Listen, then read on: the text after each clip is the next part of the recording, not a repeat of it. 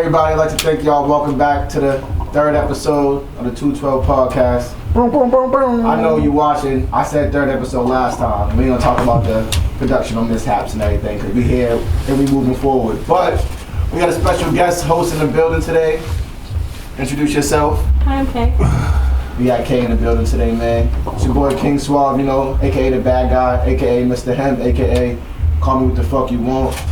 And my co-host, Razor, Ramoncito. AKA half Spanish, AKA the nigga don't know where he's from. Ramoncito. Ramon Tomas. Send that nigga back to Philadelphia, AKA. Look, we're not doing this. Like, we'll do every episode. No, it's Black History Month. Okay. I'm black. Okay. I'm an African American. And all the 5%ers are down there. I just be quiet. No, you didn't. You know my family in Philly watch this shit. I'm just like, no. I fuck with the Nelsons. Like, I just don't fuck No, with it's not. Philadelphia. Well, it's the Nelsons and it's the Hoppers. The Hoppers. I The fuck with the Nelsons and the Hoppers. That's my father's last name. Man, Philadelphia don't do good for me, man. Y'all, that's a bad state in my eyes, man. Nah, but I just lack melanin, man. That's all. Yeah, it's okay. But I'm black. We ain't gonna blame you. We ain't gonna blame you. It ain't your fault. Speaking of that, man, how we feeling about Black History Month? Today's the first, right? First, how you feeling? How you feel? You feel like it's necessary? I feel like it's necessary to celebrate black people, for sure. But I'm only a quarter black. What are you? Half Italian, a quarter black, quarter Native American. Oh, chop suey. Just a little bit of everything. But you pour chocolate in anything white coming out, it's chocolate. That's hard. I guess so. They don't guess. That's science, baby. So then all these white women now are gonna walk around talking about, well, they done poured some black up in me. That's what they be and now saying. they're black. That's Who said that? Bring them here. I need to talk to them. I got called the nigga by a white woman here. Did you beat her up? I'm a man, so I went off on her. Then she was like, yo, when they said, yo, something like she got a black baby father or some shit. I'm like, facts. I know. I have a couple of homegirls that definitely call people niggas, and I'm like, are you? this is what we saying. You just niggas seem like I was crazy. So what was the tone though when she said it? Yo, it was like, yo, no. She wasn't talking to me. She was talking to somebody else. She said, nigga. I looked up.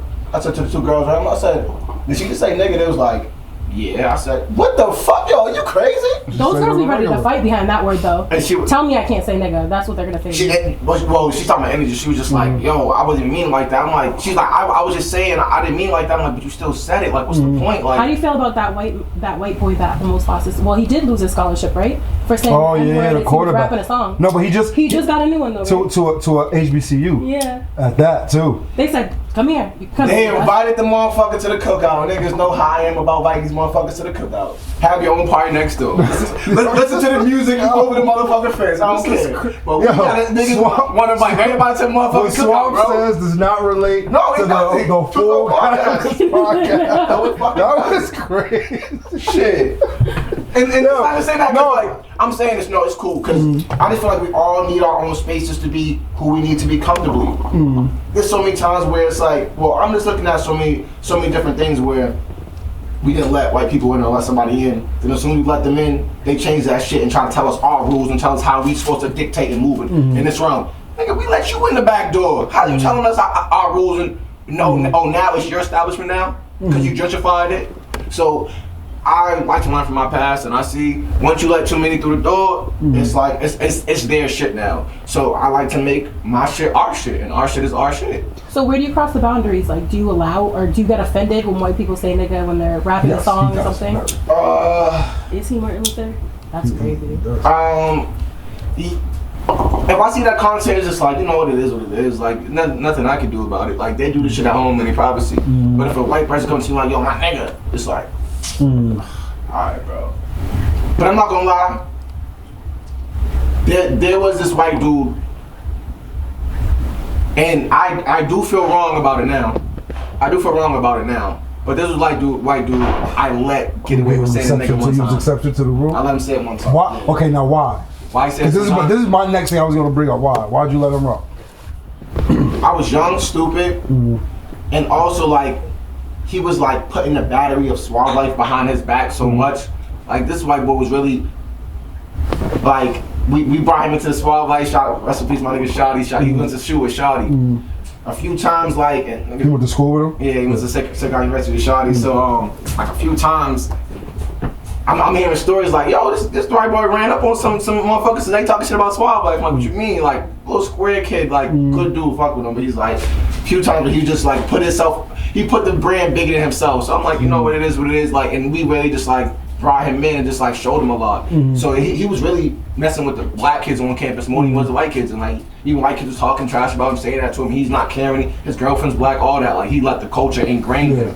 So it's like, when I was younger, around like 20, 21, I let him say that. I let him like get away with that one time. But as like me getting older and just getting smarter, my shit, I'm just like, nah, that shit not routed. That's just not going. That shit not going. How have you ever looked at it like in a different perspective? I feel like the white people have kind of put like a negative connotation behind it. Obviously, they're the ones that even started the term, and then we kind of just made it more casual.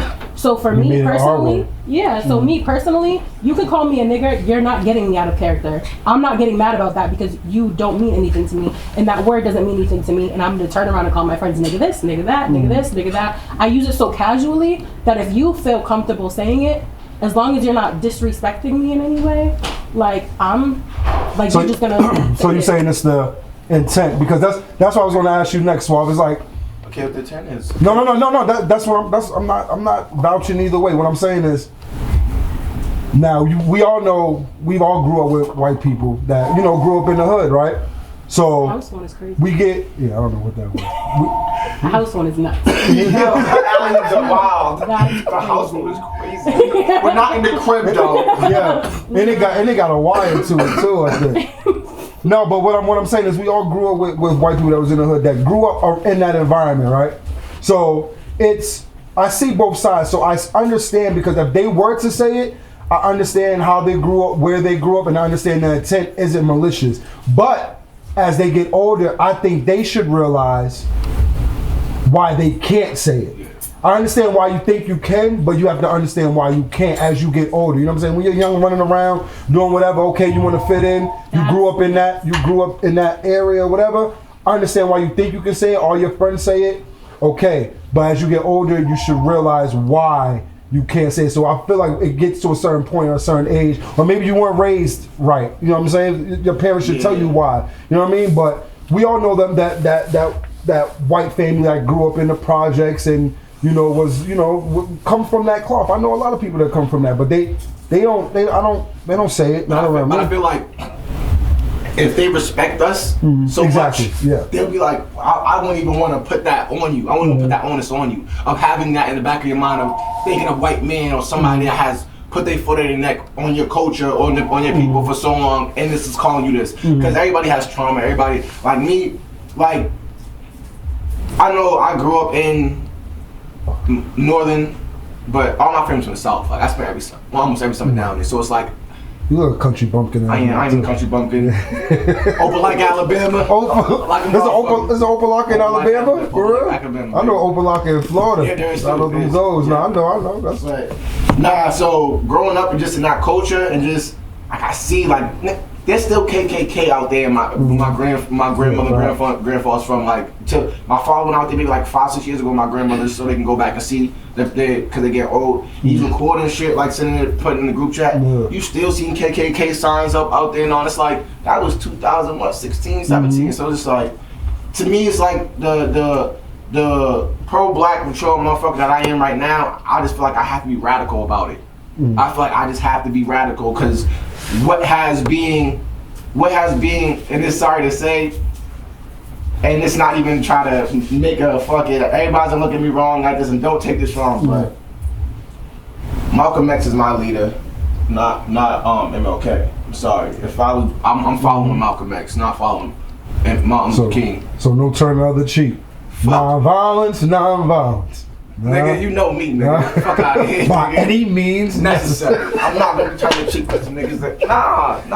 I think it's really difficult for me personally to have friends. Like I grew up in like middle to upper class suburbs, so like I really wasn't around a lot of people that were just like nigga this comfortably. But I have been in situations where I'm around certain types of people that grew up in those type of neighborhoods, and it was such like a casual word and casual conversation that it's like I don't even think that for them they understand historically that word has really been something that has like really tore down the black community. And so, you know, I did have a situation like a couple years ago, maybe, like I cut somebody off in traffic or something like that. He pulled up next to me and he was like, nigger, and then like pulled off. My thing is like, are you done? Like, are you good? Like, did you get it off your chest? Do you feel like that? Because that doesn't do nothing to me. And that's why they do it, because, and I understand where you're coming from, because that's why they do it, because they know it's a trigger word. They so they wanna piss you off. Yeah, exactly. So I understand how you handle it. I kind of want to give you the reaction you're looking for. Yeah, exactly. Just because you said that's okay. I want to, but I know if police show up, Mm-hmm. I'm going to jail then. Let me give you what you're asking for. Since you're asking for No, because it doesn't work in our favor that way. It won't. It doesn't work because the criminal justice system doesn't work. Because we gonna move on you, though. You right, no, but and then it's assault. You right, but long as you have a few dollars for your lawyer in court and everything. So a few dollars would be like 10 bands, yeah, because this white man called me and it's not even worth it. You know what? I'm gonna get this 10 bands, I'm gonna invest it in something, and then I'm gonna become richer than you, and more powerful than you. Look who is stepping on the podcast and trying to teach me some shit today. Shout out to Carla coming today. No, I respect your perspective on that. But it's crazy listening to your perspective right now, because it's funny. I don't know who Carla is. Carlin. He can't wait to tell people he doesn't know me. This man doesn't know me. He's been telling people this since like she got brought in by my guy Razor. But Razor told me weeks ago, like, yo, like at least a month, like, yo, I want to get her a podcast. Yo, she got a good personality. Yo, I feel like she gonna be dope. And I'm like, all right, let's get her on there. So I was excited to meet her too. Then it's like, as soon as we walked through the door, niggas like, oh, she's your host today? Nah, y'all about to get canceled. I'm like, what is she gonna say? I'm a lovely person. Nah, but you have been showing me a good side of you so far, so flip the switch. I want to see you be real with us. I want to see. This is me being real with you. I'm not about to sit here and agree with you. I want to see why the 100K followers got hacked. It was 7. It was 7. It was like 7. Nigga jumped up 93,000. But it was for violence, though. They deleted my page for violence, though. Okay, so what happened with that? So you're talking so much on us right now. So what happened with you on social media? Before you finish, we just want to say, let's just close out that, Happy Black History Month to everybody. Hey, no, like my nigga Bobby Brown said, we need a whole year. We need a whole year. Not a month, a whole year. Every 2 years, 1 year. Every 2 years, give us 1 year. Recording of crackheads? Yeah. A Black History Month is crazy. It is what it is. Yeah. No, because I follow Malcolm X. But Bobby Brown once said, that's crazy.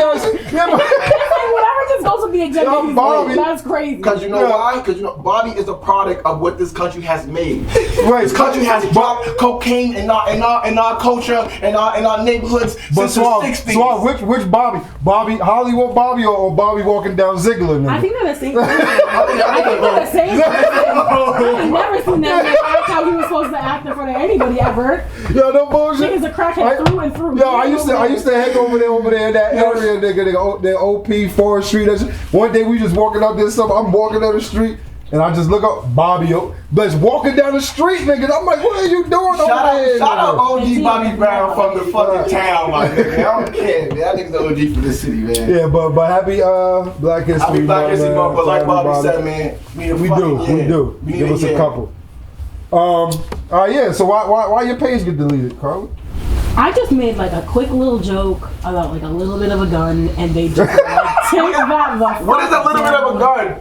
What is a little bit of a gun? It was okay. So the Instagram meme took it was down. yeah. So the meme was of like a dyke lesbian. Am I allowed to say these things? Yes. It was like a dyke lesbian that was like, oh, when I'm on top and hitting my girl, I'm gonna call her by another bitch's name, just see how she reacts. And I said something along the lines of, have you ever been shot? Because that's crazy. Call me another girl's name just to be funny or to get a reaction out of me. You're gonna get a reaction out of me. And tell Jesus that was your intent. Hold on, meet him at the gates. All right, hold on. You just coming at me about Bobby Brown and Malcolm X, but you trying to say about 10 minutes for smacking a white motherfucker calling you a nigga, and then going crazy trying to kill somebody for calling you another name. If we really wanted to be technical, I would get less time for killing another black person than I would get for if I smacked up a fucking white person. No. If we wanted to take it there, if we wanted to take it there. You kind of got deep on it. You're being controversial. I get your drift. So wait. So was it a meme? Yeah, I just reposted a meme, but it has And the then word you wrote gun in it. Oh, yeah. It said gun, Yeah. and they had enough. Okay, so to be fair, I had plenty of violations. Yeah, it's Bullying, okay. harassment, like they Women, weren't sexual. women never tell you about the track record. They tell you just what happened. Yeah. There. They That's never all tell you right. what they Yeah, did. no. They just tell you what the fucking consequence Yeah, was no. of it. Pretty sure I said some Definitely. shit about a gun a few times. Man. I ain't got my For shit sure, shut down. I'd be terrorizing the internet. Oh, now you be terrorizing the internet. Because you now. know what it is. What I noticed a lot. Since the Twitter days, she been acting crazy. What? Oh, You know what I realized? A lot of people only matter on the internet. So when you attack That's a them, you fact. can't attack them in real life because they're not even like that in real life. So I'm That's going a to attack your fact. character on the internet, and now you're about to go and unalive yourself or off yourself or kill yourself. It's the same thing. I got to get you where it hurts. If you only matter on the internet and that's where your whole persona, I know personally people that don't matter, don't get no money off the internet. They hop on the internet and they're that nigga. So I'm going to attack your character in real life because you're not that nigga, and I'm going to let you know that. okay. Got your question. Yes. Why are women so violent with their words? Like, why do y'all try to aim for us to go kill ourselves? Like, in the back of y'all mind, y'all be like, I hope this nigga go kill himself. Like, why y'all be typing this shit? Like, why do y'all? We love y'all. Why do y'all act like that? No, y'all don't. The fuck love us. We love y'all. No, you don't. What do you mean? Y'all don't necessarily love us. Y'all cheat on us and y'all are mean to us. You But degrade us. hold on. No. She- But hold on. does Sex not is mean not the doesn't end all love. be all, bro. It doesn't mean that you don't love me. It doesn't mean that you don't have love for me, but you're not in love with me. That's No. false. No, that's false. That's false. That's crazy. As men, I'm telling you that's false. Yeah, I'm telling you that necessarily. I feel like in our current generation, I don't know if people know what real, genuine love is. And if any of you guys ask me what love is right now, I'm gonna walk off the sex. I don't know. Translation. In my woman mind, I put X plus B equals whatever the fuck I want it to See, equal. look at how you're talking about me. Say, you Look at how gotta you're do talking about me, this, but it you love happens this me. way. But you love us. Because I'm being honest about y'all. I'm being honest about y'all. So we I'm being honest gotta about love y'all and shut up. Yes, that's right. Yes, I did. And see the If I bullshit. couldn't shut the fuck up, I think it would help a lot. I guess I don't love nobody then. No, but hold on. But this is the thing, right? And this is why and stop me if I'm wrong. This is why I feel like you have that perspective that you have, or women have that perspective that they have on what you just said as far as like cheating, because you guys, you ladies, mainly most of you act and react off of emotion. Is what you feel. It's all feelings, right? Men, we move off of logic. They both matter, right? We're logical, okay, black and white, X, Y, Z, boom. You guys, it's a lot of gray areas, it's feelings, it's what goes on. So as I'm sitting here telling you, like, yo, okay, hypothetically, you're my girl, baby, I love you, y'all fucked up, but I know I love you. That's me logically telling you I love you.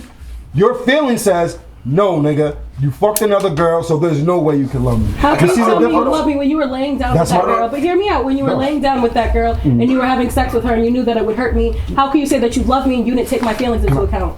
Because, and I'm not trying to give you a direct No, I answer just on wanna, it, but you know how hard it is just as being humans, as fuck men and women, just being humans, right? Humanity. How hard, and I said this on the first podcast, how hard it is to put whatever it is you feel, your needs and your wants, and put those above mine, because certain people grow up differently. You Yes, talking it's to a all guy that self-control. grew up, that everything I got on my own, I got on myself, it's about me, I gotta gotta figure drive it out. yourself. So now I'm in this situation with this person, I have to put, maybe I wanna get my dick sucked right now, but damn, I gotta think about how she gonna feel about it. I'm saying it's wrong, but I'm just saying it's hard to be like, okay, in that time when your shit's rock hard and shorty looking, you know what I mean? It's like, all right, she gonna get mad. Half the niggas ain't gonna, it takes a different type of person to do that, and we're all not equipped to be like, you know what I'm saying? Like, Can I ask you, why are you with somebody that you feel like you can't call up and say, I need my dick sucked right now? Because I really feel like that's what it comes down to, is I feel like a lot of men settle for a certain type of woman, and that's why they have multiple women, because No, they I settle can- for a certain type of thing, and then they need multiple women to fulfill all of their different needs. I can call my girl up and tell her I want my dick sucked, but let me say one of the best lines. Ain't no pussy like new pussy. You sucked my dick before. I had that already. Yes, Now I want to know what your mouth feel like. Then you don't need to be with me. No, I'm not. Hold on. Go. Gotta- And that's where the argument has to end. Where y'all just going back and forth right now. it's still, he's being logical and truthful about how he's being at that moment, and you're still getting by emotions. No, I'm gonna tell you how I feel and how it's making me feel. But your feelings matter. And your feelings do matter, but in that moment when y'all are heightened by rage and see red, no matter what a nigga says or what nothing happens, it doesn't matter. It's about how you feel and what you thought at that moment. That nigga could have brought you a house the day before, 2 Range Rovers, put your mother in a fucking crib in her country, retired her just to show you how much I love you. Then that day he made a mistake or felt low about himself and said, you know what, I see this badass shit, because men do things out of status and insecurity. A lot of men have women out of insecurities. A lot of men have women just to feel a status, certain status type stuff. So in that moment it's like, damn, I was feeling low about myself. It had nothing to do with my woman at home that I love. That I just set her whole family up straight because I love her. Now I see this one little freak bitch in the street that I'm gonna see today and tomorrow and never look at again.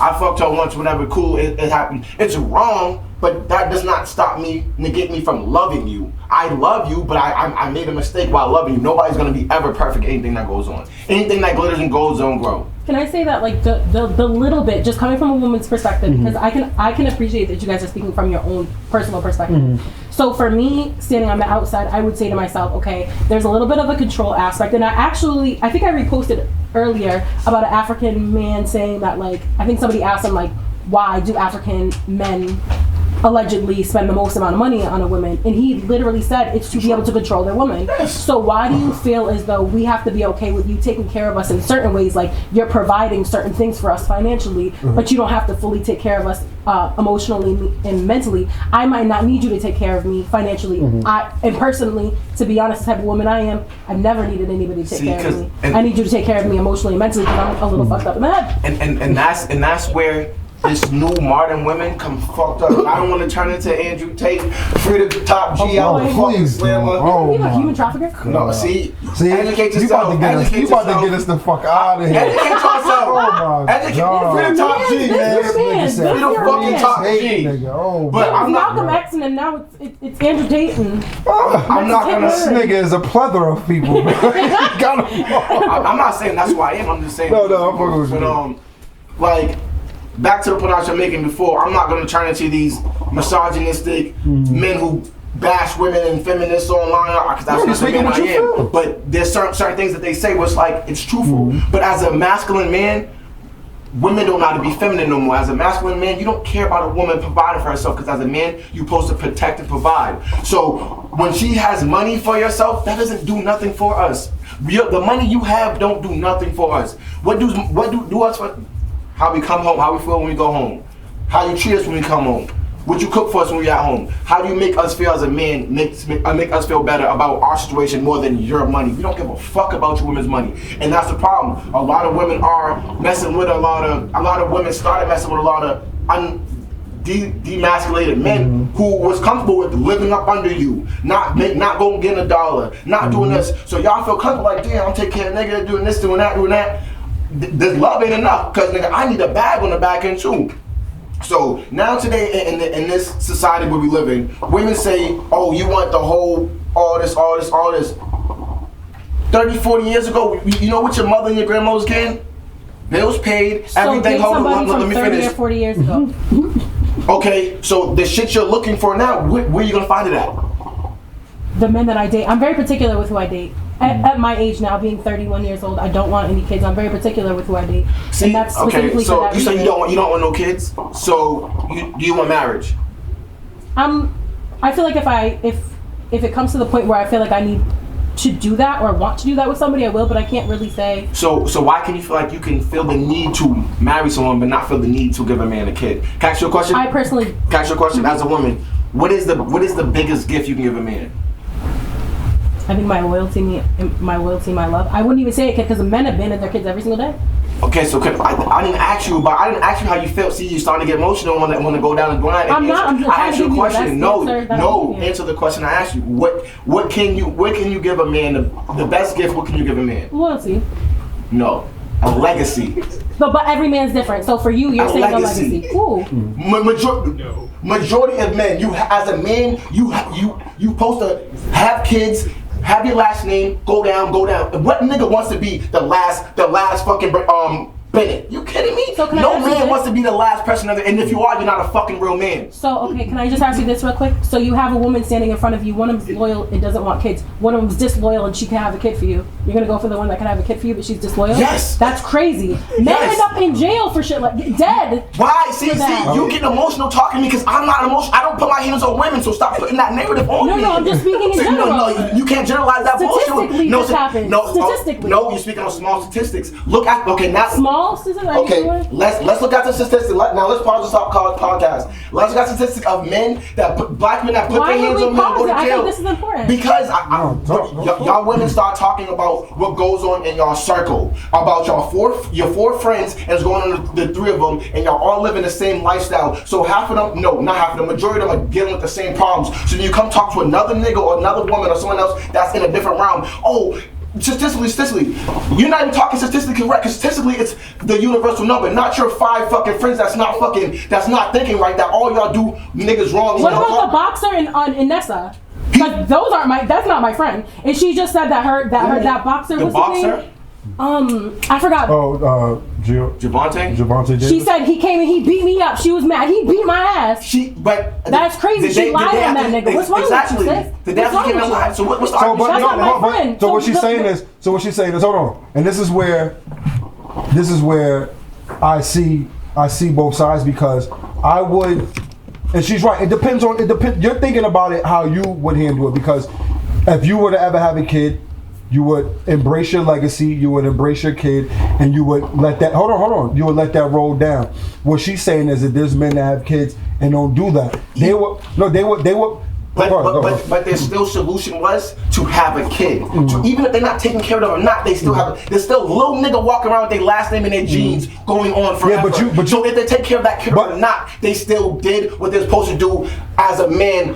Thinking back to old school construct. I'm not saying that's right. No, nigga, as a man, you're supposed to take care of your fucking. But you asked but your question was. You're not a man if you don't take care of your kid. That's because you're a man with morals and values and And self-respect principles. and stuff like that. But not all men MVP. feel like Hold that, on. right? So I'm saying I'm putting you above all of that. But I can say as a woman personally, because I can only speak for myself and not my 4 or 5 friends, that I prefer to date men that already have that legacy started with somebody else, because for me, biologically, hormonally, physically, mentally, emotionally, I don't feel like I could provide for a kid in the way that I would want to. So if a man wants to start a family with me, I have met one person where I was like, I might be able to entertain this idea, but overall, it's just not something that I see for myself. Okay, and what you're saying is correct, and please don't get this wrong. Don't get me wrong.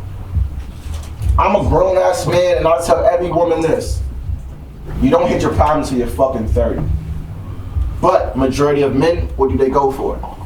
The younger woman. Mm-hmm. So you, as a 31-year-old woman, your options of what you gonna give a man to demand what a man's gonna give you is real slim now. Because a man's gonna say, I can go get a 20-year-old bitch that's gonna do A this. new woman turns 21 every day. Facts. And they're getting badder and they're getting... No, they're not. For sure. They're getting fucking simpler, but I'm not gonna start talking about that. It is what it is. But as you get older, your options get slimmer, because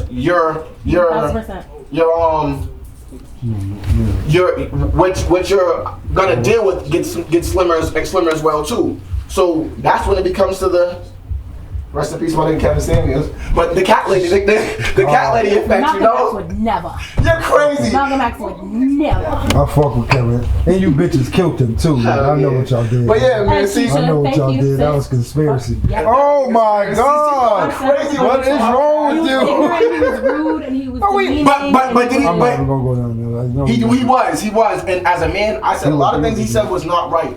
But when you look at statistical information, numbers, and that nigga knew what he was talking about. He did his research. He knew what he was talking about number wise, and that's why a lot of women don't like, and that's why in the situation now, bro.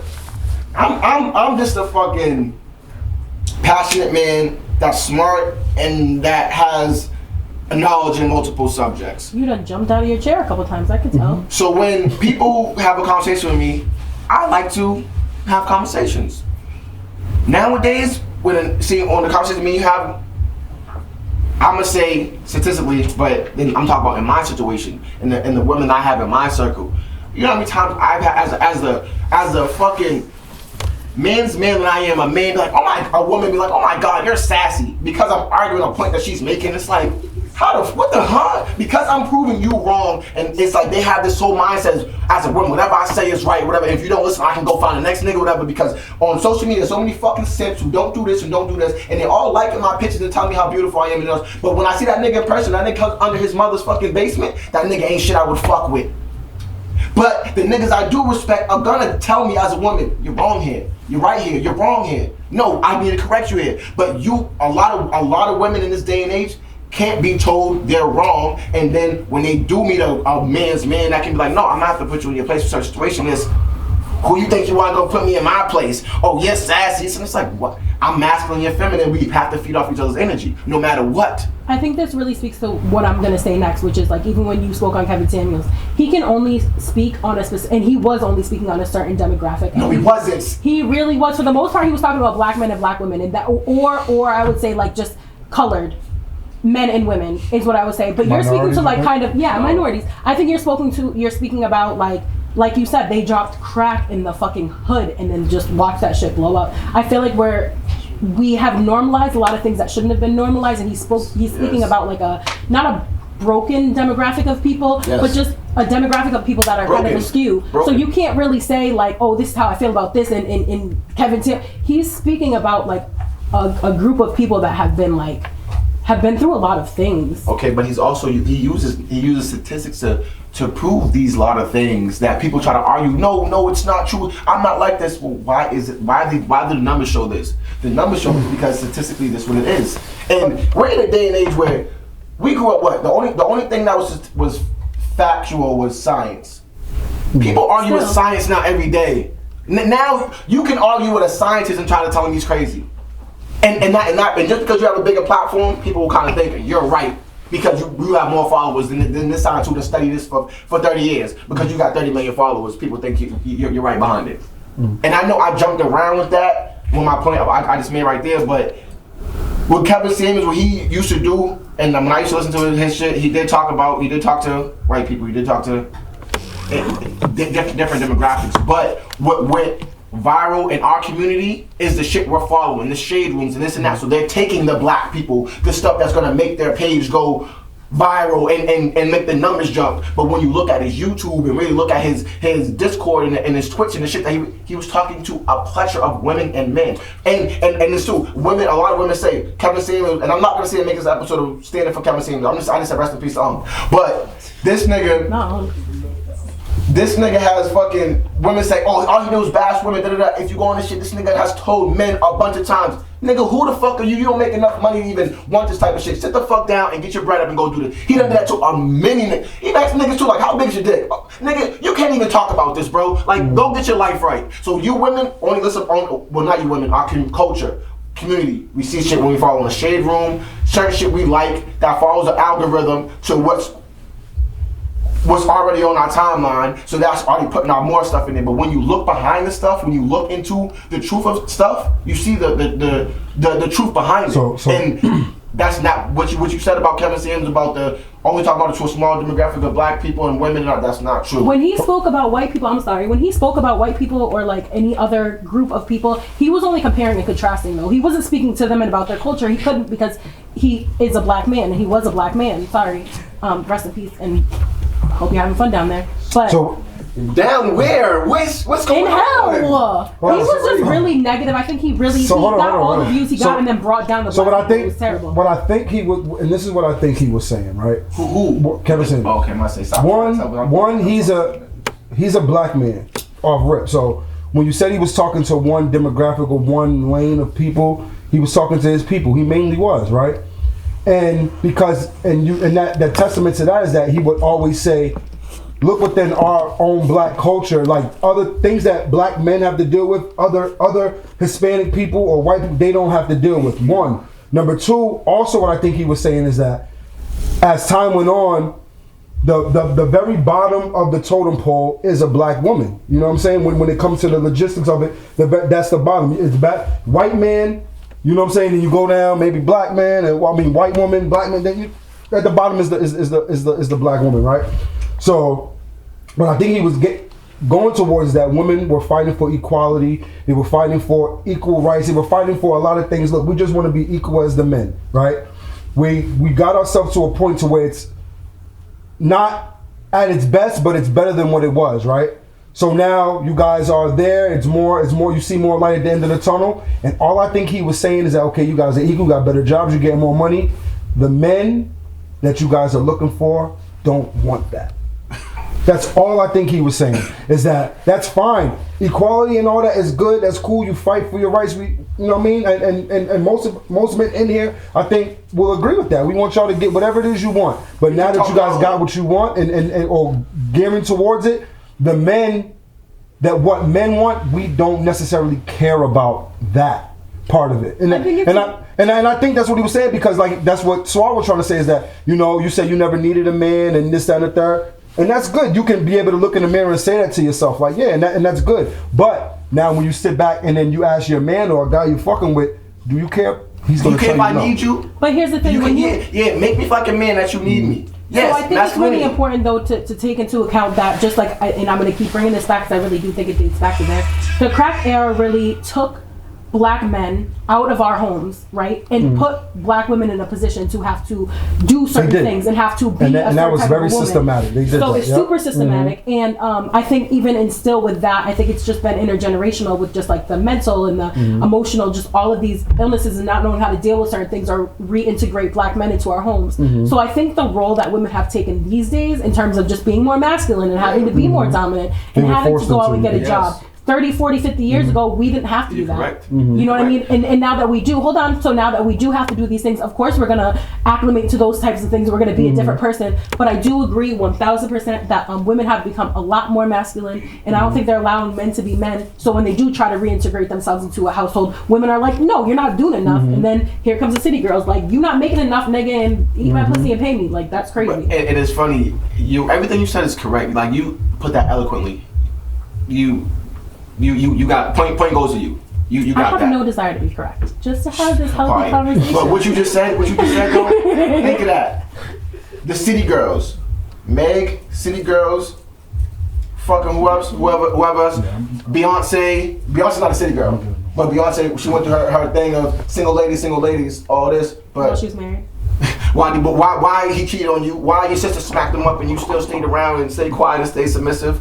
All these women that y'all look to as idols are telling y'all to be city girls and telling y'all fuck niggas and that. But then when they in the crib, you see Cardi B learning how to cook for fucking cook for her husband. You see all these city girls that's putting out this spewing out these words of discouragement of women being women and trying to put this feminism or make a nigga give you money and eat your pussy, get out of here.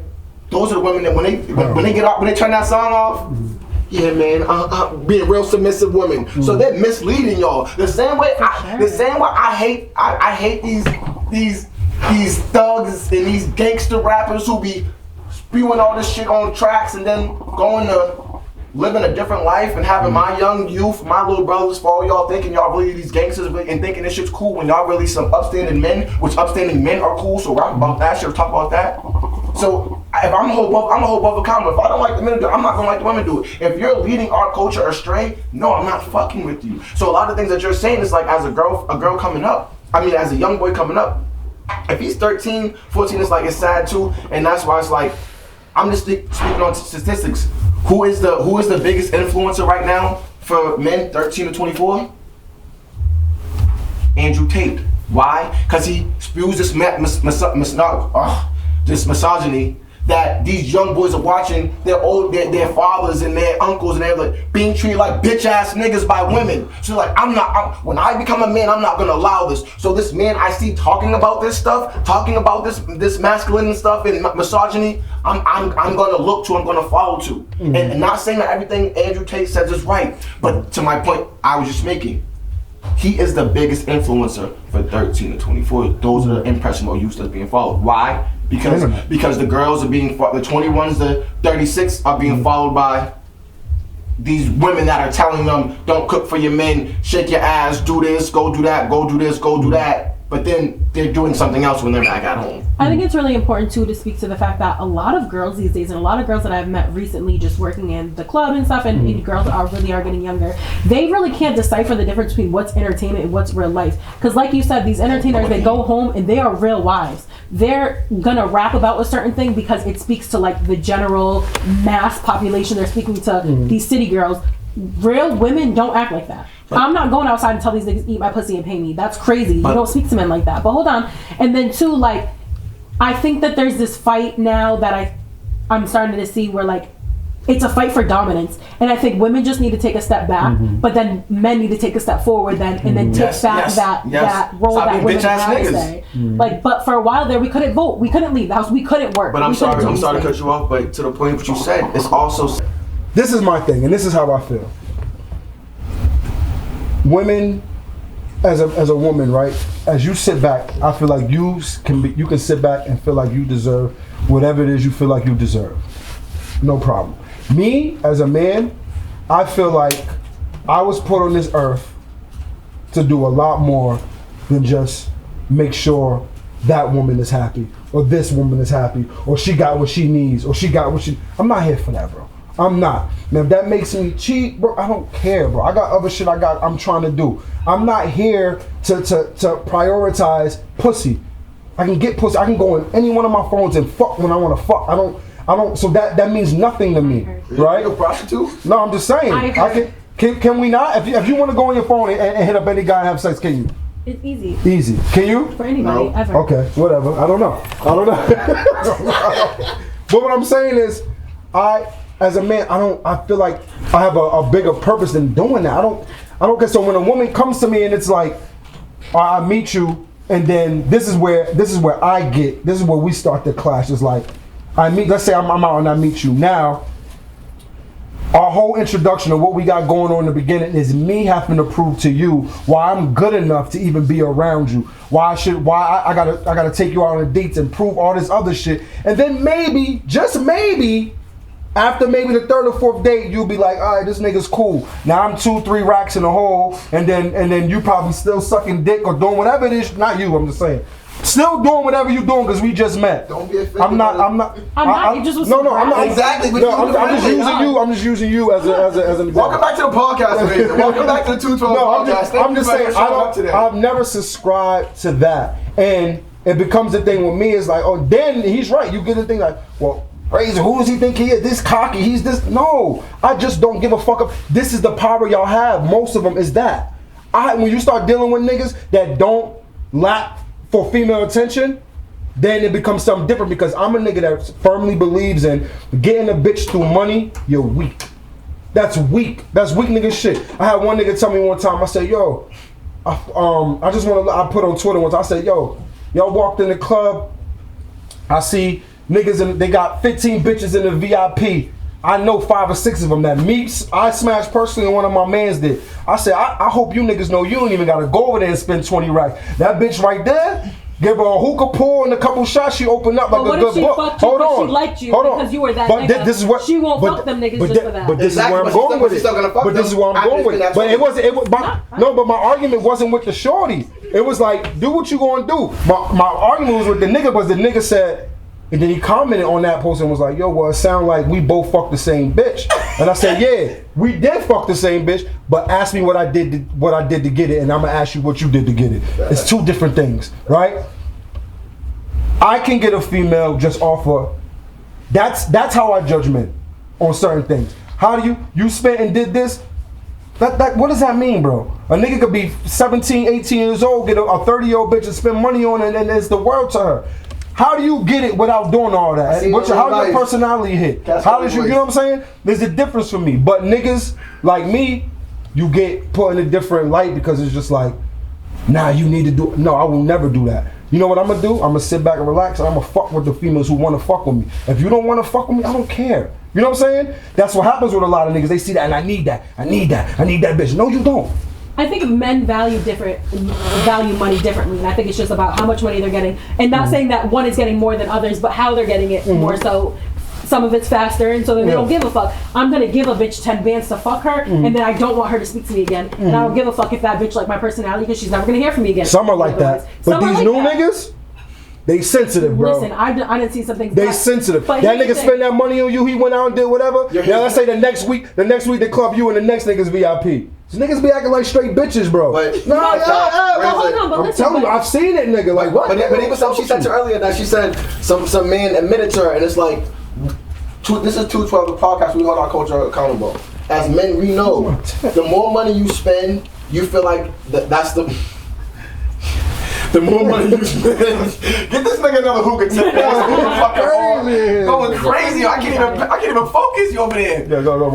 The more money you spend, you feel like you have the more real estate, the more power with this woman. Like, damn, I'm this much in a hole. I have this much, and only certain men will admit, like, yo, I spend money for control and for power. Do you think it's because systematically white men have been perceived as superior because they have more money, and so black men get this type of fast money? They don't give a fuck how they're getting it or how they're even investing it, but because they have this money they feel superior to people, so they feel like they can get certain types of women they could treat, and they could be as ignorant and like, you know, toxic and negative as they want to be with women, and then they don't feel these. I never thought about it in that light, but you have a point. I never thought about that. But can you also take accountability that it's still there's still a reaction for the action? Like you said, there's still men that's going out there. If you women set the price, or if not you women, I apologize for using that term again. I can't keep saying you women.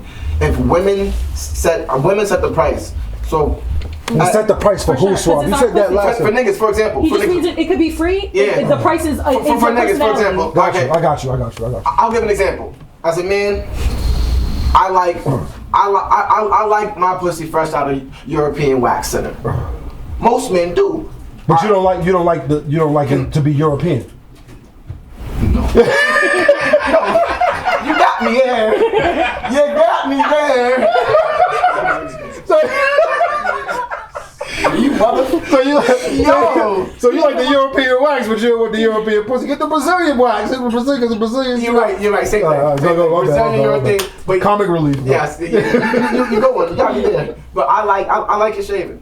So if most men our age too, am I right or wrong? Yeah. So the older men, 40, 35, 40 and above, they may still okay. Like I like hair a little behind my pussy. Okay, cool. But say as men now, we really have the right. You're like, yo, I know we're having this conversation. I too. Like, yo, if a chick got hairy pussy, I'm not having sex. I'm all set. I'm not doing it. I'm all set. If every woman came together and said, guess what? We're not shaving our pussy for a year straight. I bet you every nigga like myself who said I ain't fucking I'm not fucking hairy pussy would be like, you know what? I'm gonna go fuck this hairy pussy. If every woman said, you know what? If niggas don't know how to build a crib in 2 years, every nigga's gonna go out how to build a crib in 2 years, because guess what? I'm not gonna have no market value. I'm not gonna have no status out here. But we can say that's what I'm saying. But we can set the price. But we can say that vice versa, nigga. If all men united and was like, you know what, nigga, we not working, nigga. Wait, you think that we think nobody gonna fuck? We all gonna go fuck. Nigga, as a nigga, bro, come on, bro. Women can last longer without sex than we can. What I'm saying is, you said if everybody get together, now we gonna break out of it. We gonna break out that shit, bro. No, I'm hip. But what I'm saying is, if all men united, like you said, we would never do that, because then guess what? The world would die. The world would die, because there'll be no more kids having it. There'll be no more offspring. There'll be nothing. No reproduction. No, that's false. Bitches will still fuck us, bro. How if they said no, they're not fucking us no more? I'm saying. We gonna get our kids if we want to. Exactly. Something. But then they're gonna have these soft ass kids walking around. They got roses and all these things. We really don't. I don't want to say that we don't need men. We really do need men. I feel like America was really built on the back of black men. But for like reproductive purposes, we don't necessarily need you niggas right now. Hold on. No. Why? Because people can literally, women all the time go into fertilization, and I know what you're gonna say to me. They go into fertilization centers and then they get sperm or semen from where? From men, but we got that shit backed the fuck up. So we can wait a couple No, it's backed up, but it still has to come from a man. Hold on, but guess what? Skip this generation, get us the other one. The other one, a lot, and what you just said too. A lot of women are understanding. Yes, go to these places, and that's why it's like it goes back to create a legacy. when it goes back to when you had a kid with a man, it was a status. I'm having a kid with, even if this man had different wives and whatever. I'm having a kid with this man because he's strong, he's smart, his family has money, they have a legacy. I know my family is gonna be straight. Okay, fucking with this man. So you know what? I'm gonna step with him. So now what's going on? What's losing? What you women are doing? Not you women. I'm sorry, my God. I'm about to leave my own podcast. what women are doing now? What you just said, going to the insemination, fucking fertilization clinics and stuff like that. You're not knowing. Guess what? That this semen that you done took, this nigga's 5'7", with a 27 IQ. Never left 10th grade. Never got no. Have you seen the books? They literally put all that shit in books. No, but those are women who no. But that's right. There's standards. There's some low tier ones, for sure. And there's some top tier ones. And like we say about money. A lot of people in the culture don't got money. They got the books and the they do. They got like but the books age, but that's the standard. But that's the standard. Yeah. But that's the standard. What do you think, bro? He's got really nice. But that's what. But that's what he goes. And this is the whole time he's schizophrenic, and now your kid got 12 personalities. My point is like, how do you assess that? But that's how I was going. How do you assess that? You can't assess that without that face to face. Yes, you can. It's a psychologist, and they're trained to do so. They're gonna tell me if you have 13 people living inside of you. You know how many times I done beat a psychology test or whatever by faking it. Okay, were you being tested for like schizophrenia and shit? we don't talk Do you want something that you want to tell us? We don't talk about my mental podcast. How about this? Why don't we just date the type of people that work for us? Because here's the thing. Yes, exactly. I don't date certain types of men because I know that I can't adhere to what they want because they can't give me what I want. I become very combative when I try to force myself to like a certain type of man that I don't like. Real nigga. It's just real. Bitch, stop calling my phone like bitch. I don't call him like that, but that really be the tone. You're minding me Christian Rock right now. No. I don't fight men. That's crazy. Fighting men is nuts. I'm just joking. But that's what I said earlier. I said I'm gonna fuck with who wants to fuck with me. I think we should all do that. Yeah, you know. But with the social media aspect, as men and women, like, come on, as men, we all know. We have a group chat with men where we see a badass chick Instagram, we send it to a man like, yo, she's bad. Even some chick that we don't even know. Some chick I didn't even know that was a real thing until my ex really told me. He was like, no, look, we really do send screenshots. We know we're not gonna get it, but it's something that we like, yo, damn, we want. But in our mind, it's like, let's strive for that. Let's shoot for that. And the same thing with women, but then you're gonna have it easier. Women, as long as you're beautiful, as long as you got some little bit of emotion with you. Oh, that's subjective though. What people find beautiful and what, like, you know, because I know a lot of men, some women might see a curvy little BBL chick and be like, ugh, she's huge. And then they might see a petite chick and vice versa, or see a black woman and say, oh my God, that's disgusting, and might see a white. So I think all of that is subjective and what's like attractive. Correct. I would say, like, if you lined up all my exes, they all kind of look different because I'm attracted to different things in men. But I feel like if you line me up next to a lot of these men that I dated, I probably look like a lot of the girls that they've already dated before. Okay, correct. But if you line a lot of the influencers up, that social media influencers, the people who have work done, whatever, a lot of them look the same. But that's because that's the platform that we're looking at. Because there's another side of TikTok and of Instagram, and I'm just finding these things out now. There's like Asian, and they dress up like weird people, and there's Caucasian TikToks and Instagrams where like they don't see the same demographic. Oh yeah, of course. So the influencers for them are really skinny, really tall. Some of them are like Brazilian and really into fitness, and some of them are Caucasian and like really like girl next door, and they wear cowboy boots. So I think it's just really specific. The U.S. we have a class action suit. We have a class action suit against the parent company of TikTok. Yeah. Because the shit what they produce in China, India is all about these kids learning and being smarter. What they put out here in America is you dumb niggas gonna keep getting dumber and dumber and dumber. Because the U.S. is built on us being able to self-destruct. Yes. Without us being able to self-destruct, we would overcome all of these obstacles and all of these hurdles. We are our own worst enemy. We are the ones that are by any means necessary. Are you Malcolm X? Are you Kevin Samuels? Like Malcolm X. Which one are you right now? Andrew Tate. Andrew Tate would never say that. Andrew Tate would never say those things. I'm not the only person I subscribe to is Malcolm X. I just shout out those other people there. I don't know. The only ideologies I follow is Malcolm X. Okay, that's the only person you can put me behind. You just quoting I was quoting other people today because I was using them as sources. That's what you got to use when you're talking about a subject. of things you don't know about. You talking about of sources of things you learned it from. That's what I learned about in school. But So let me ask you this. Let's get into something else. Let's get into some. Yeah. Let's get into some. Let's get into some. Nigga was over there going crazy. Yo, you know. Yeah. Looking for the Stomping yard. I was about to.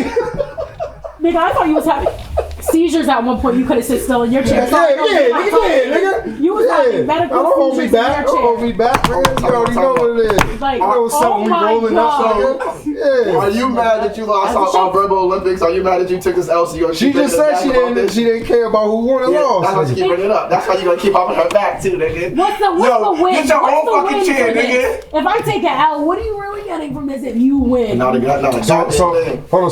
So we talked a little bit. Let's get into some Boston shit, right? So not too long ago, a few days ago, I seen.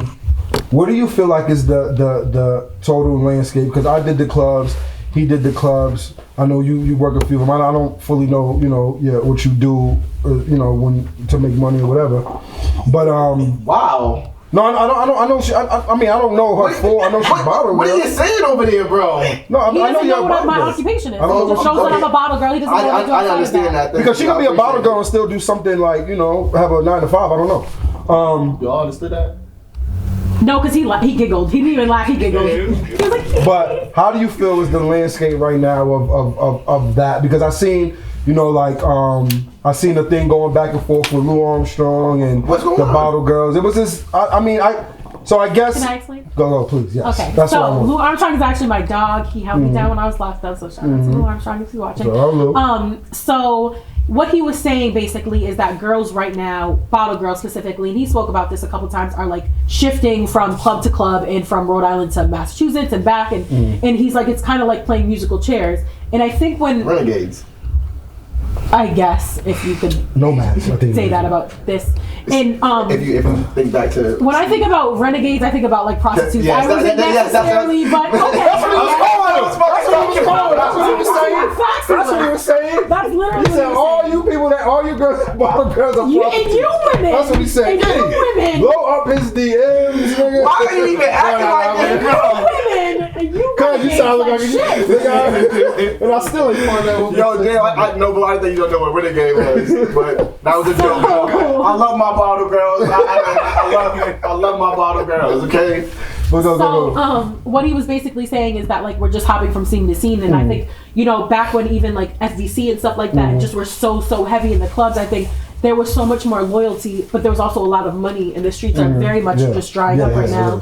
And I think what he was saying is like it wasn't meant necessarily to kind of like degrade us. He's speaking from experience. People are not staying in their home clubs and just staying down for the come up anymore. They're not staying down through the slow season. Here's my thing: at the end of the day, these clubs will pick you up and drop you right where the fuck they found you. Like any other business. So do what you want to do. So you gotta move. But here's the thing too. I've worked in certain clubs where people are like, I'm never pulling up to that club. I don't like that club. So I might work here on a Friday and you might never pull up on me. Am I supposed to say no to another club on a Saturday? Yeah, and you might pull up on me and make me some money over there. Because if I'm not bringing no money into any club, you're gonna drop me again right where you found me. Yeah. So I think it was just one of those things where like I'm just kind of, we are hopping from club to club, but I think the streets are drying up. These bottle prices are crazy right now. It's like the girls are not even fun anymore, to be honest. I'm sick of going up to clubs, and me, I like all girl sections. So me and my homegirls, and we've done that right in this spot. We'll pull up and we're getting bottles for ourselves and we're paying for things. And you pull up or you walk up and deliver our bottles and you acting like you're doing us a favor.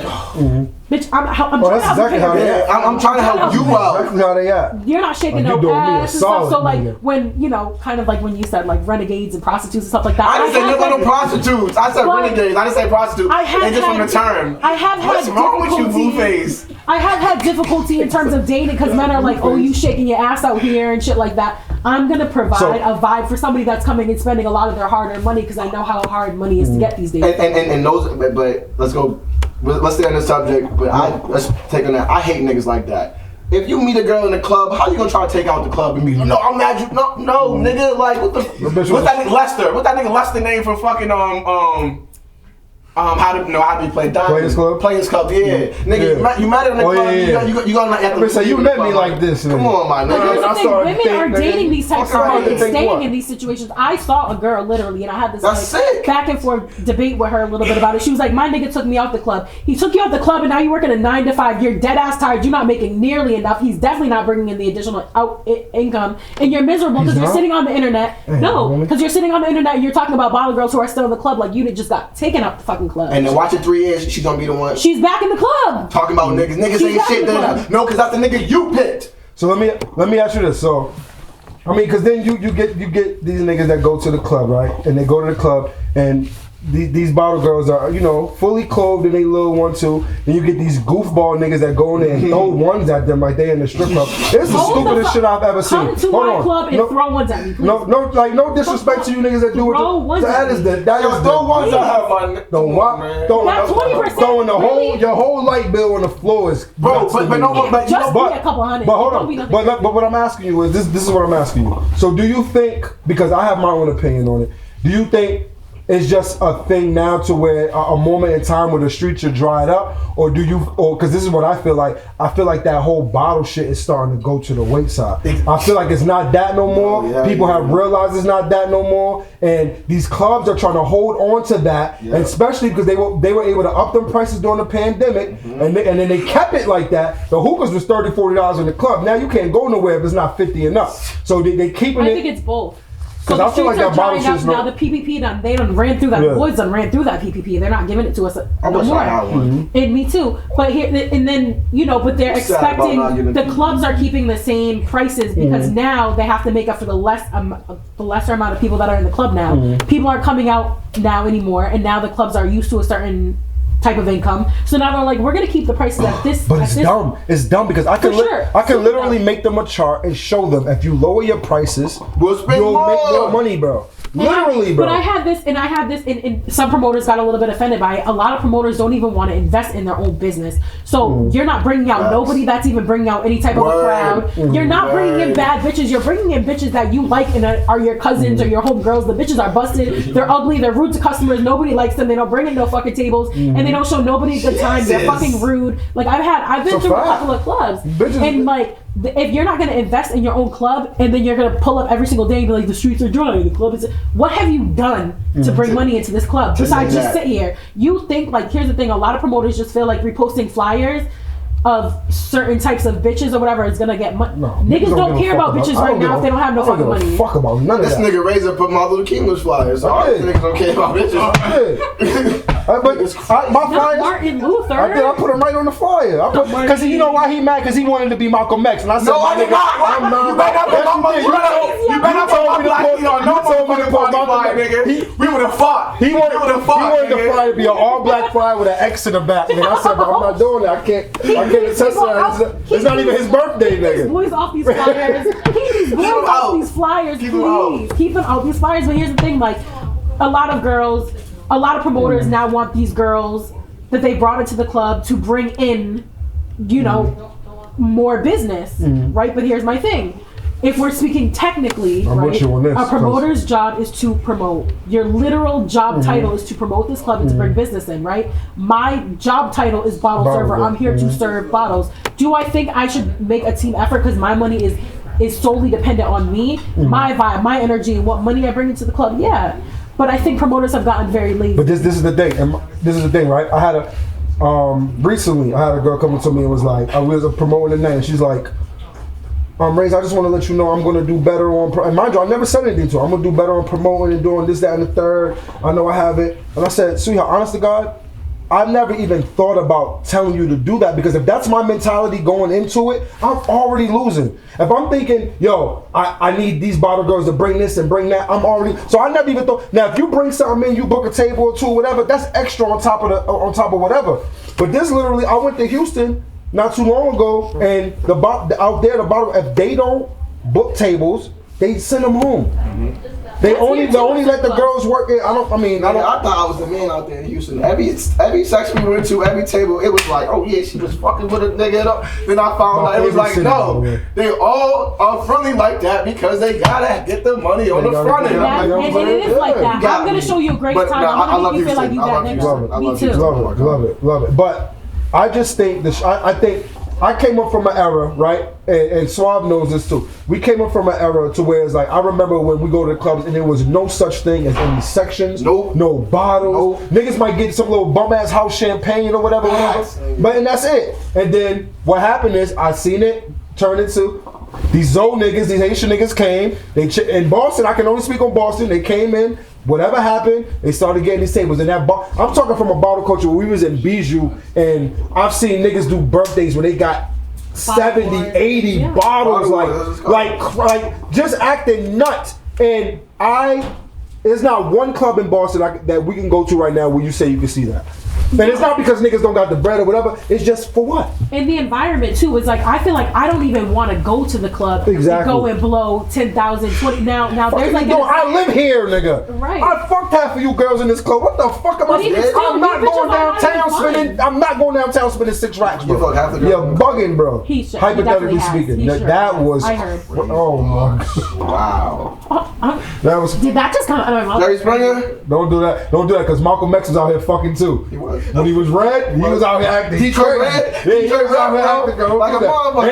And he from Roxbury down the Uh-huh. street. You a Roxbury nigga too. I'm about to pay Whatever. I don't know. Tomato, tomato. But what nigga, I you don't were know. saying too But I is like, love my Roxbury niggas. Niggas not spending a lot of time out there, man. A lot of time. but what you were saying too is like, you know, you don't walk into a room or a club or whatever with the expectation that somebody else is going to carry your weight. But I do think it's really important, especially in times like this when the streets really are drying up, that everybody is at least trying. Me, I know when I don't bring certain sections, it's been really tough for me. I've only been a bottle girl for maybe like 3 months or so. Like it's been really it's been really difficult for me to get tables these days because niggas really want to fuck you. Like, no, I don't want to pull up to the club and spend money on a bottle. Come to my house after, and it's like that's not even. Yeah. But I can feel you because there really are girls that are getting bust down behind these sections, and I get it. Yeah. But it's just like, I expect that if the streets are drying up and the clubs are slow, that everybody's at least trying. I'm never gonna knock you for trying and maybe failing because that could just be this season, and next season you're gonna be MVP. So maybe they really are renegades and hoes, because if you're fucking the niggas that's buying the tables and you're fucking them because Right. they spending money on the table, that's hoeing. Nah, that motherfucker. Nah, it's going for Suave. Renegade. I nigga. know she for was. sure. Renegade, you been afraid. I don't know, nigga. I'm just asking. I don't. But here's the You're thing: when crazy, you crazy. have like clubs like this, like when I go to Houston, I know that there's gonna be a future little baby. It's gonna be lit. Yeah. The girls are gonna be turned up. Oh, niggas don't I'm come gonna out here wanna with pull that. up I got you. and I got spend you. that I in the got you. club. And be they're- around bad bitches. and they're but I don't want to polite, do that bro. around here. So Yo, they're if I mad was They're polite out polite, bro. I really I felt like him Boogie L. motherfucker. Jackson. That's why I made my name him L. Jackson out there, bro. Because it was just like, yo. That's would be Southern mad friendly hospitality. to me. They're friendly as shit, bro. They make you want to be like, all right, Aight, these bitches yeah. out here, bro. I went to Houston a couple months ago. They brought out a 1 Ace of Spades bottle with a fucking drum team. Come on, bro. They delivered that shit with a real live nigga right there. Was Nick Cannon playing? Was it? No, it was it a bad boy. They had an Ace of Spades bottle out here. Girls are gonna be like, oh, that's all that you're getting is. No, you ain't Thank getting. you. Thank you. You ain't getting no Thank you. drum team, All you nigga. get is one You're bottle. really getting a thank You you. ain't get. Yeah, you might get. So I don't even blame niggas that come out here and be like, I don't want to see you inside the club because from their other club experiences, it be whack. If I was a nigga, I'm probably gonna say, let me put this money in your pocket because it's gonna be whack in the club. I'm gonna spend a ridiculous amount of money and I'm not even gonna have that great of a time. So it's like I can't even knock you for feeling like that, but I feel like women don't have to deal with that out in Houston. Y'all see Jissy Doll? She has niggas blowing bands on her, and she gets on the internet every single day and says that her boyfriend is cheating on her, and she's in a relationship, and she's getting played, and niggas is still pulling up. I got 100 bands for you right now. Simpletons. But it's something about her because she does this shit so effortlessly that Why? it's just like Well, why she letting that nigga shoot on her? Why she? I feel like, okay, listen, I know she's never gonna watch this, but if you're a Jissy Doll fan, that That's crazy, bad. yo. What the hell? That girl goes out so bad every single day she gets, and then she be posting. How you know she never gonna watch this the shit? nigga that she, my bad. That's That was a fucked up, bro. damn, nigga. But the Yo. niggas, but then she be posting the other bitches and they be trash. So like her nigga is fucking a top dollar type of a bitch. That's how she portrays herself. I don't know the girl. a top dollar bitch, and on the side he's fucking these raggedy ass, So and then she gets staying? on the internet and says I'm single, and then here comes these African niggas with 100 bands for her. And I don't know if she's Shout out fucking my Nigerians niggas. I'm 33%. You know.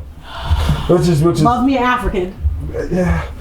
Why? Cause they spend money. I'm learning to speak I'm my a bottle language. girl. I'm Yes. learning to speak my language. So would you ever? I like you if you come to my club So and spend you- money because it helps me pay my bills. So have you ever fucked At least a you be guy honest. that was like got a table from you or anything? No, I've been a bottle girl for 3 months. You never had. Would you? Will you? I'm here to be honest with you.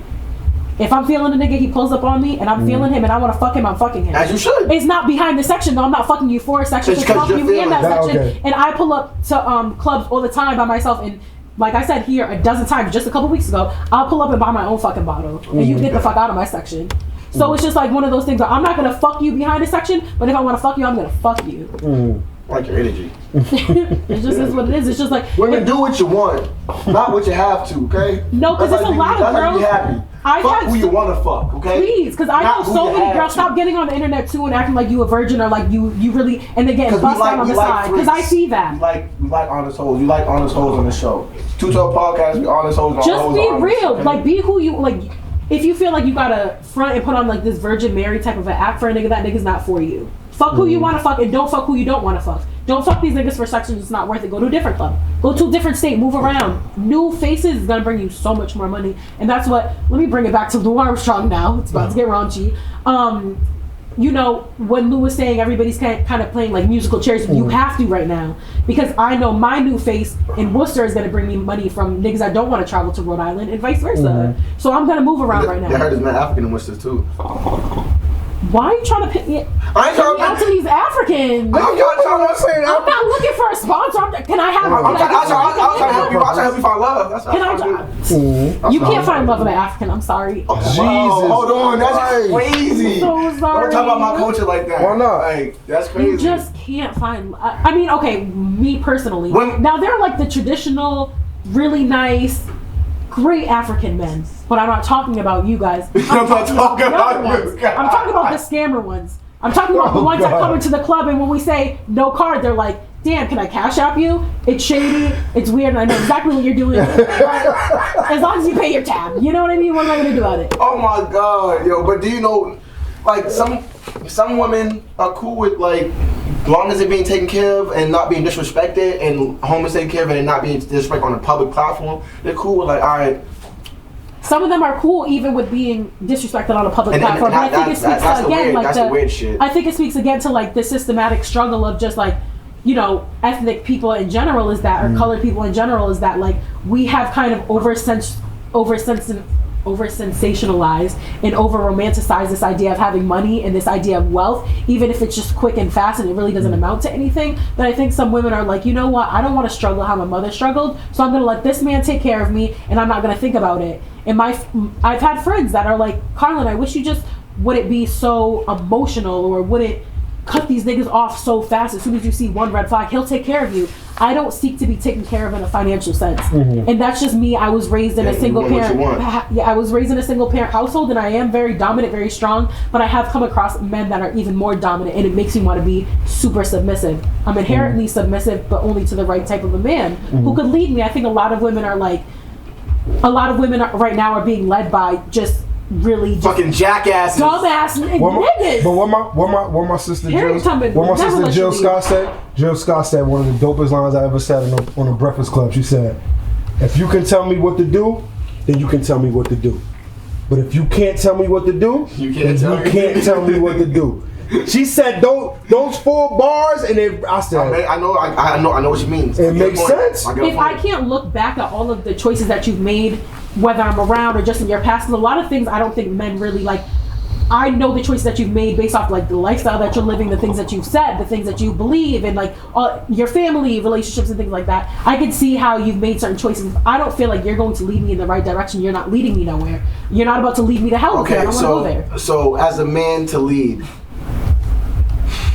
do you feel like a man should lead 100%, or is there a certain amount where he can lead and make you feel comfortable in your femininity? I don't think so much that there's like a an actual percentage in that. I think that I know personally, I have actually a mentor. I dropped out of school, got my GED, and then the person who taught me my GED just happened to be like a really, really intelligent black man, but also very street. And so he's taught me a lot of things. I think that there are certain situations in which I would allow him to lead in certain things, and there's certain situations where he's allowed me to lead in certain things. I don't think it's like you could do this like financially, or like in this decision, like you lead in this one, I'm gonna lead this way, because I think that again, like it really like limits people in terms of like what steps they could take in their relationship. And I don't ever want to hesitate. If I feel like you're making the wrong move for us, I want to be able to step in and say, let's just do this, and that you respect my decision because I've made good decisions, and that you can trust me that I'm gonna make a good decision for us. Because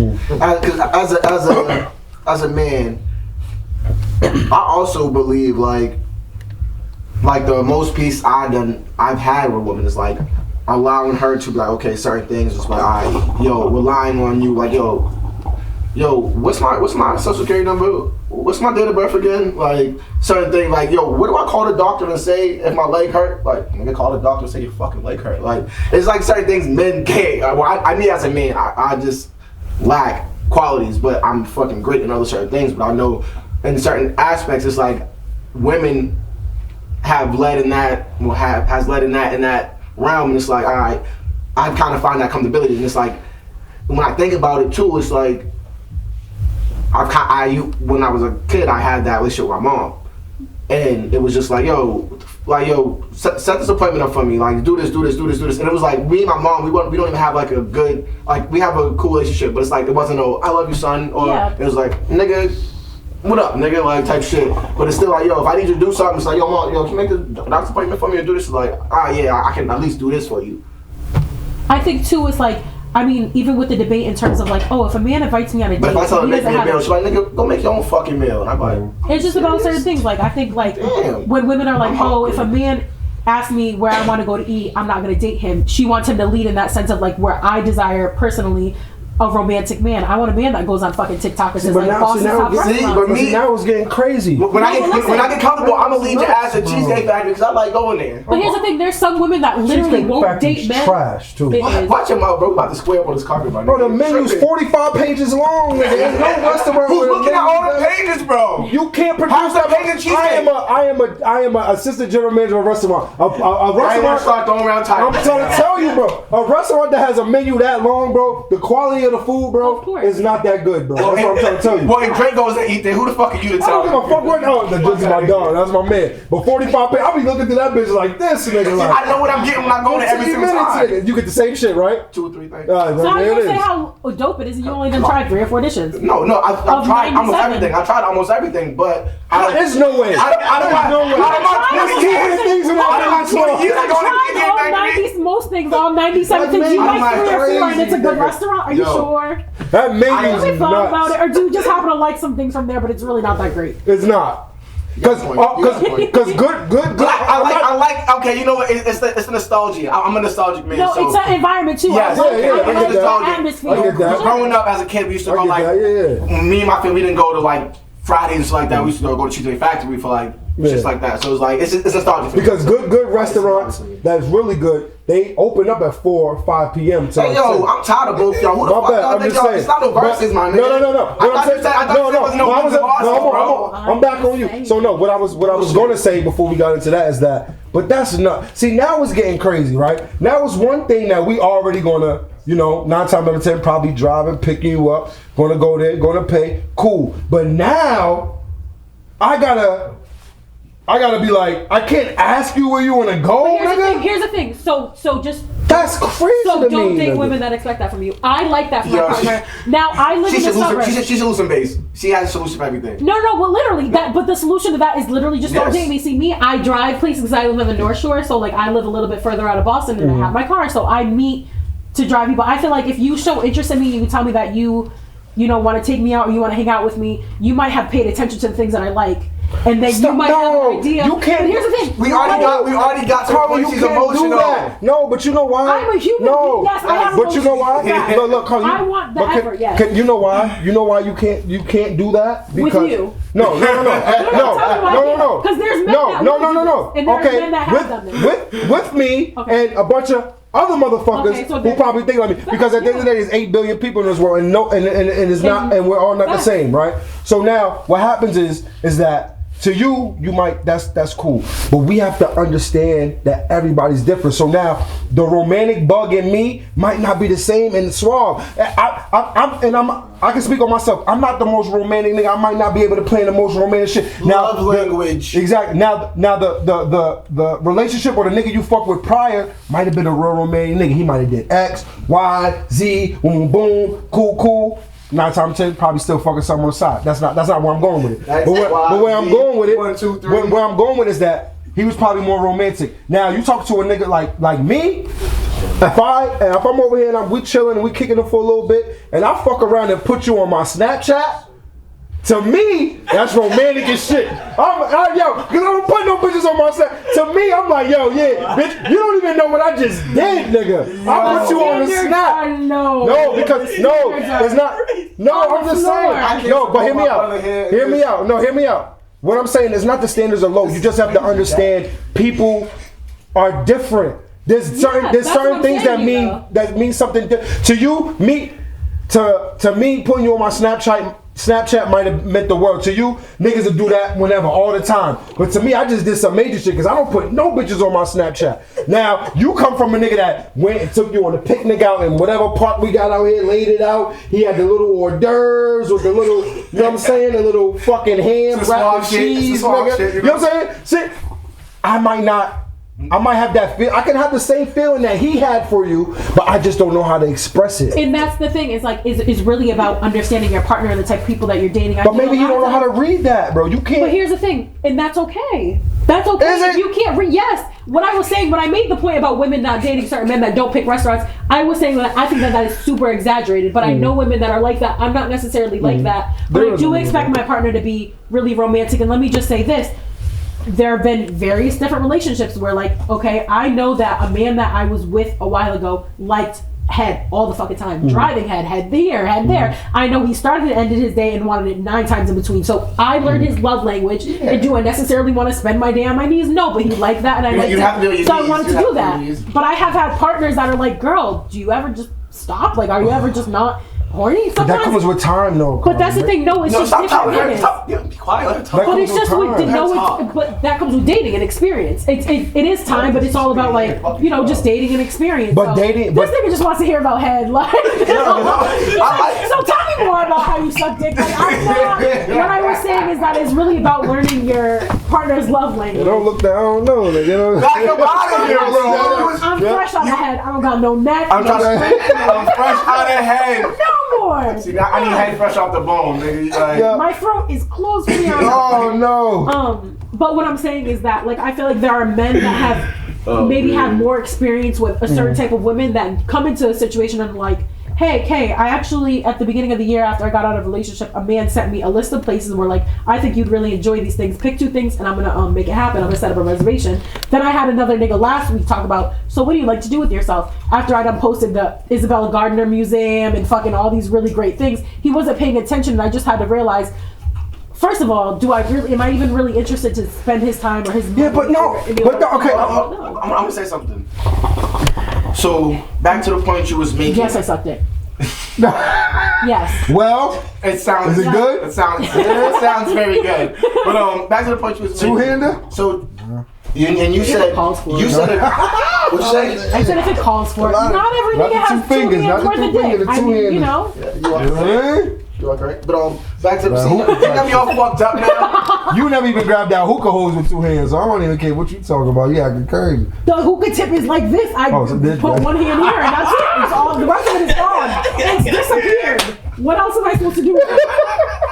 That's the thing. Niggas want you to suck this. Where? What else? Hey, they got this. I know how it go. I know. Oh, Ramon doesn't have those. You get better record. We heard, Ramon. We fucking heard. All right. Back to Suave. What you gonna say? I forgot. No. They took me somewhere I didn't want to be. But, yeah, what I was making was Oh my Jesus. What point was we making? Got him all baffled, nigga. Why would I be baffled about this shit? Like, I ain't baffled. No, not about that. I wasn't talking about me. But in general. You saying I'm all baffled? No, I'm just trying to get back to the He conversation. said that. That's what the fuck I. He doesn't even know which way he's looking at no more. Come on now. It's okay. So hold it in. Back to the point I was making. I don't know what the fuck I was making because I lost the whole gist of what I was saying. She was saying different strokes for different folks. I need to learn Oh my yes, partner. no. Okay, yeah. So you made that point earlier. It's like we should date what we want, but can you say that because a lot of people are not being incentivized by certain things that's social media based or experience based? It's like I'm gonna deal with something that I don't want to deal with necessarily just because I know it's gonna give me these certain social experiences, this right here, and then when I time to pivot back into being okay, my femininity loving woman, I'm thinking or have trauma for these wrong situations I know I should have never even put myself in. For sure. So now I'm bringing them back in this realm over here. Can you say that's a thing that happens? So are you saying like dating the type of people that I want, but just basing it off of experiences with men? That As a woman, have you ever did that? Yeah, absolutely. And I think that's what I how meant to say. How am I supposed to decipher what I want in a partner if I haven't dated different types of people? I dated like recently my last major relationship, he was very, very broke. He worked a 9 to 5, which is not typically what I'm used to. He worked a 9 to 5, very much broke, but also just a really negative, toxic person. And when he did have money, he invested it into like, and then it was bald, and it was just so many things. It was just, like, and then no, you can't be bald. You can't be bald and broke. At 25. So here's the thing, right? I'm not gonna, because I did that and it became a thing. And I'm broke because of. But here's the thing, I tried to date different people. Like, I came into that situation with money. I furnished his house. I put groceries in there. I paid for our fucking dates. That's why I will never let that happen. But here's the thing. What the It didn't work. It didn't work for us because he wanted to experience certain things that I could pay for us to experience. He wasn't happy. He ended up cheating on me. He did live in Atlanta. But niggas stay cheating out. He lived in Atlanta, though. I lived in Boston, so I would fly there maybe twice a week, right? But he had an old flying Atlanta twice a week? On my own dollar, yes, because I liked him and I wanted to spend time with him. So part of it also, though, was like I became so... you did the thing on the... Yeah. Did what? Why would you point over here? Did fucking what? Why would you point over here? Did like fucking that? what? What niggas do now? Bro, because she put that nigga on blast on the joint, bro. Okay. It was crazy. Said he like his asshole licked. I had my shit licked before, but I don't know the way she was saying it. I say, you can't. No, I had she crazy though. I wasn't spread eagle. You was spread eagle. But I wasn't spread eagle. Nigga, my legs don't even bend. I can't even do this. There's that little gooch or whatever it is, okay? That's different. Y'all love that. This nigga was bent over. I have pictures. Stop talking about it. You don't even know, like, cheeks spread open. That nigga's a faggot. And if you're watching this, I know that you still watching it. You're a fucking faggot. But you can't use that word on this platform. Oh no! What? Her feelings and beliefs is not the 212 podcast. Or anything she got going on. Damn. I support all men. I just want you to live in your reality. If you but this person live in your reality. If you're a closeted homosexual, be out of the closet homosexual because it's 2023 and the rest of us know it. So, but this is the thing. So let me ask you this, right? I see it's Suave. I need you to chime in on this. What you need? I'm not even gonna. I'm just gonna because I don't. This thing is ready, willing to help. He's trying to deep dive into that. No. So I see some shit, right? I mean, this is the question I gotta ask for you. I see some shit. It was a little TikTok meme or whatever, and the shorty starts off by like, my boyfriend, this is what he did for me, right? So the nigga was literally the most romantic nigga. He fucking sent her text messages every morning, flowers, like, and then like it was a plethora of like just shit that I'm like, damn, nigga, that was a good idea, nigga. I would have never like. And then she ended it with, my point is, niggas are gonna cheat. And then she sent a picture. The last picture was him saying a whole paragraph of him saying some sweet shit to another bitch, right? So I've had this argument recently. Black men don't cheat. So I had this argument recently. We gonna lie? I don't cheat no more. Hold on, let me get my point off. Let me get my point off. Let me get my question off. So all that was good, right? Until the nigga ended up cheating, right? Where is the line? Was that so? Now is all of that cool? That's cool. That nigga's romantic as shit. But you're sitting here saying, okay, a nigga that might not be as romantic, but probably can be taught, or maybe he don't know. You know what I'm saying? Maybe he might be the right nigga for you, but he doesn't know how to be romantic because it's never been his MO. But that nigga that was really romantic, it sounded good, it seemed good, it felt good, but he still ended up fucking something, right? What would you prefer? Where's the line? And women are gonna call me a pick-me for this.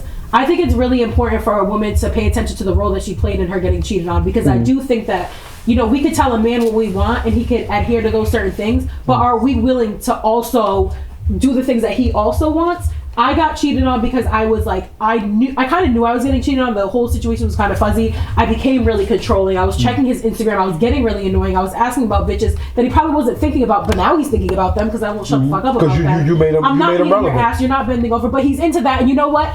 His old bitch was into that, and so he told me that he'd like that. And so here's the thing: I couldn't satisfy him. No. Not once. I haven't, but not to him, but I have, you know, you get to get the head and then you lift the balls and it's just all there. But I wouldn't say it's gotta be, I wouldn't say that I just eat ass. I would say that if I'm in the mood and everything is clean and I'm just going with the flow and shit gets real wet down there. You don't plan for this shit. You don't plan for it. But I couldn't give that to him because he didn't turn me on like that. If it does happen, okay? Don't play with me, okay?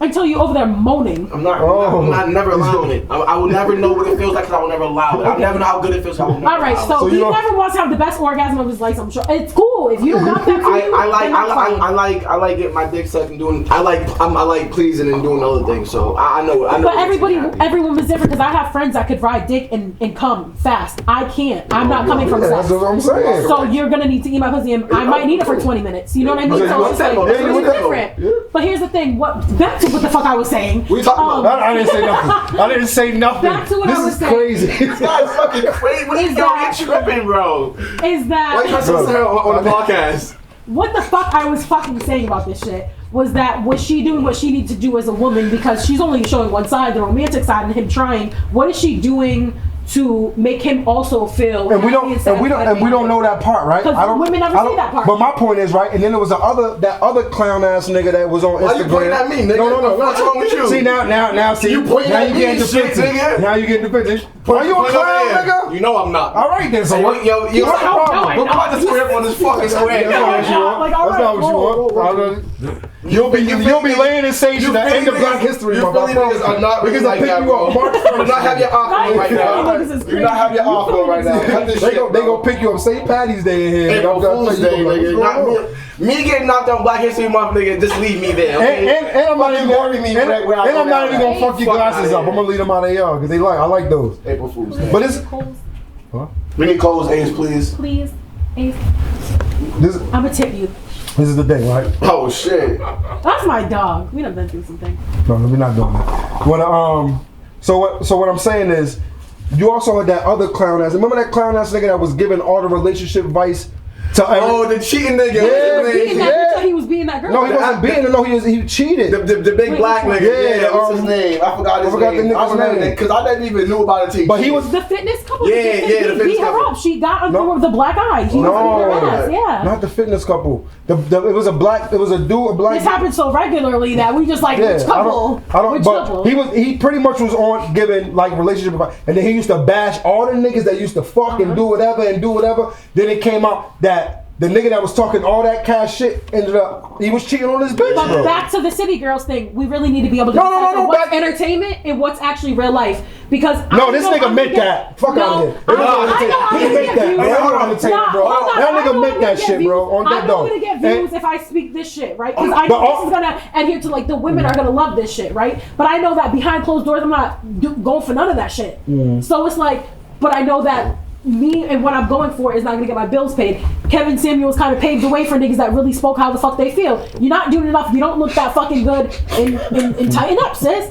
You know what I mean? But all men can't do that. All men can't speak like that. That man spoke like that and now he's dead. So please, take it for what it is. I'm not gonna allow you to man. She's crazy, yo. She's just saying crazy. that nigga ended up dead. Conspiracy. Y'all killed my man. Y'all killed my man. But see, somebody that look like you too. Somebody look like you too. Suave, you see how you hopped? But you see how you hopped over. My point was that I'm asking. I guess what I'm asking is my point is that you have to pick your poison, right? You get a nigga that's talking all of that shit, all the good shit, everything you want to hear. It sounds good, yes, and then he's downplaying every other nigga in his little fucking world or whatever he was doing, and then he ended up cheating. So now all that shit went to shit. I don't see the nigga no more, right? So as women, and then women were the main ones advocating for that bullshit, and niggas, real niggas were sitting back like, come on, bro, I know what's going on. Samuels, women were sitting back and we're like, this nigga is out of his fucking mind. But it spoke to a certain demographic, and similarly to that couple, you talking all this shit because you know that we gonna spend some money to watch some shit or to That's not what I'm saying, though, Carl. Can I make a point? That's not what I'm saying. Sorry. No, please, let me. What I'm saying is, finish this. What do you prefer? A nigga that's gonna talk, say what you want to hear, or a nigga that's gonna let you know? Because I'm a nigga, I'm 37 years old. I have one relationship in my life. I'm very truthful. I want to say this for everybody. I like my niggas quiet. I like my niggas that don't say anything. I like my niggas that don't speak. So a nigga talking more and being about less, or whatever. What is that? But I'm saying. So I don't want a nigga that talks all this shit and doesn't act behind it. I'm standing on whatever a man actually does. You can't rope like good morning text and shit like that doesn't get to me. I don't generally enjoy that. I'm too busy throughout my day. I'm a certain type of a woman, and that doesn't work for every single man. Like you said, you saw some really romantic things and you were like, wow, I never thought of that. Cool, you could, do that with a certain type of a woman. I like a man who acts on certain shit, who's gonna say, I really want to take you out and spend time with you and enjoy you, so I'm gonna look at restaurants that you might enjoy. Maybe I'm not that romantic, maybe I don't know that accord, but maybe I'm the nigga that won't cheat on you. So what do you prefer is what I'm asking. Because I don't think that I should have to choose between but you have to. For a nigga that's not gonna. No, you don't. But it's not settling because it's a thing. Perfect nigga raise. She's gonna find it. No, I don't want it. I don't even want. There's perfect. no such thing. I just want a nigga that makes me happy. That's it. So her happiness is. And you're gonna say something crazy right now. No, her happiness is what she wants to find. So we can't deter her from that. Let her find that, bro. And what I found to be what made me happy, even so much as 6 months ago, is significantly different than now. So me and the partners that I date and what I'm looking for are going to change throughout time until I'm really in a committed relationship and I'm willing to grow with that person.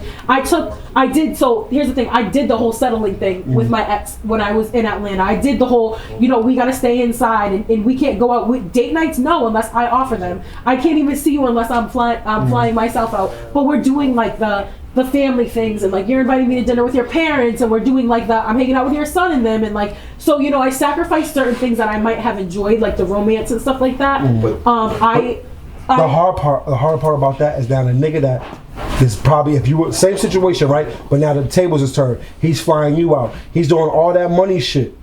Understand now he's in a position to fuck any girl probably that he wants to. There's a difference between a broke nigga and a nigga that's broke in the moment.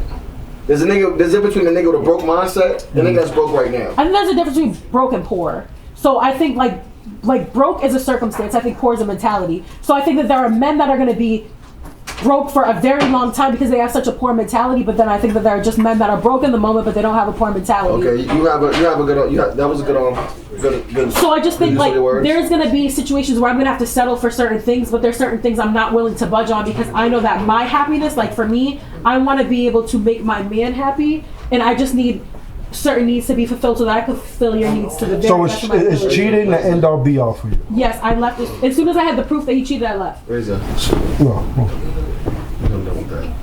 Let's pivot.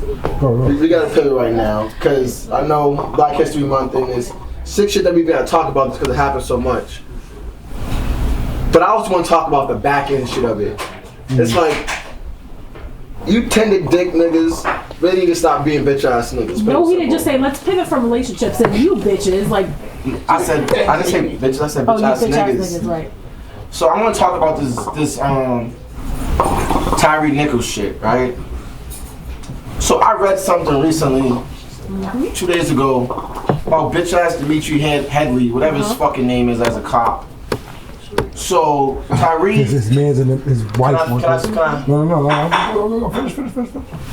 So Tyree worked at FedEx, and Demetrius bitch ass Headley, ex's wife, worked at FedEx as well. So I guess Tyree was messing with her. That's her new boyfriend. So that's why the whole thing went down. With them beating her up is because behind this bitch ass nigga. So you 5 niggas just lost y'all life, y'all livelihood, gonna go to jail, kill somebody, did all this shit over another nigga's dick, another nigga's pussy. Like that shit is one of the sickest shits that I like. Besides the video happening and how everything happened, and we know this is not the first time it happened, but what's good with niggas? Like that's some sick shit, bro. Can I just double it back to remember when I said the difference between wanting to like procreate and really create a family with a woman or loyalty? This is where that loyalty lies too, because he actually that police officer sent pictures of Tyree on the floor. Yes. That bitch was a dog. Like, cause I know for me personally, I feel like I have a certain, you know, connection with niggas that they're never gonna do something like that. Men are gonna send pictures and violate niggas behind me if they feel like they could just get away with certain shit like that. I feel like that bitch played both sides of the fence. You're out here getting fucked by this nigga. You know that this nigga's the cop, you know, and he can catch up with that nigga. So it's just like, that's why I feel like loyalty, when you ask me what's the greatest thing I can give a man, I really think it's loyalty. But that's a reach. Big reach. That's a reach because because what I'm saying is whatever, what's his name? Tyree Nichols. Tyree, whatever he was doing in the streets, there's no guarantee that cop nigga and them was gonna meet up in the street. So I want to. It could have been targeted though. It was fair enough. No. I'm not saying that he didn't target him. What I'm saying is that there's no, as far as her being wrong, there's no guarantee. I don't think she thought that far ahead. But did you see when they came out with the most recent, when they came out with this whole FedEx thing and like the interpersonal relationships and stuff? They actually, the sheriff or the chief, whatever, said that they actually had no plausible reason to pull him over. There was none. So he targeted him. So I feel like he was targeted. But that's not on her. I'm not putting that blame on her at all. The same way I'm not putting blame on. I think you have to be very mindful of the position that you put your black man in, because men are getting killed for a whole lot less. I think you need to be very mindful. So what if as a black woman, she said, nigga, I'm done with your bitch ass. You may be putting your hands on me, you may be cheating on me, I don't want to be in a relationship with you no more. So you know what? I'm gonna pivot and I'm moving on to this nigga. From what everyone's saying, this dude Tyree was a fun-loving, skateboarding, cool guy, and we all know those are the free-spirited, cool niggas. They let you cheat on them, do whatever the fuck you want. Them niggas really don't be giving a fuck. The skateboarders don't be caring. Hold on, no, but no. Relationship though, they weren't even dating. They were just fucking. Okay, so for you to put that on her because she moved on with her life, how can you? Just because who said that she was still fucking Demetrius? I mean, we don't know. So we don't actually know. Yeah, so how can you reach so far and say that but as a woman? I'm just saying that if I want.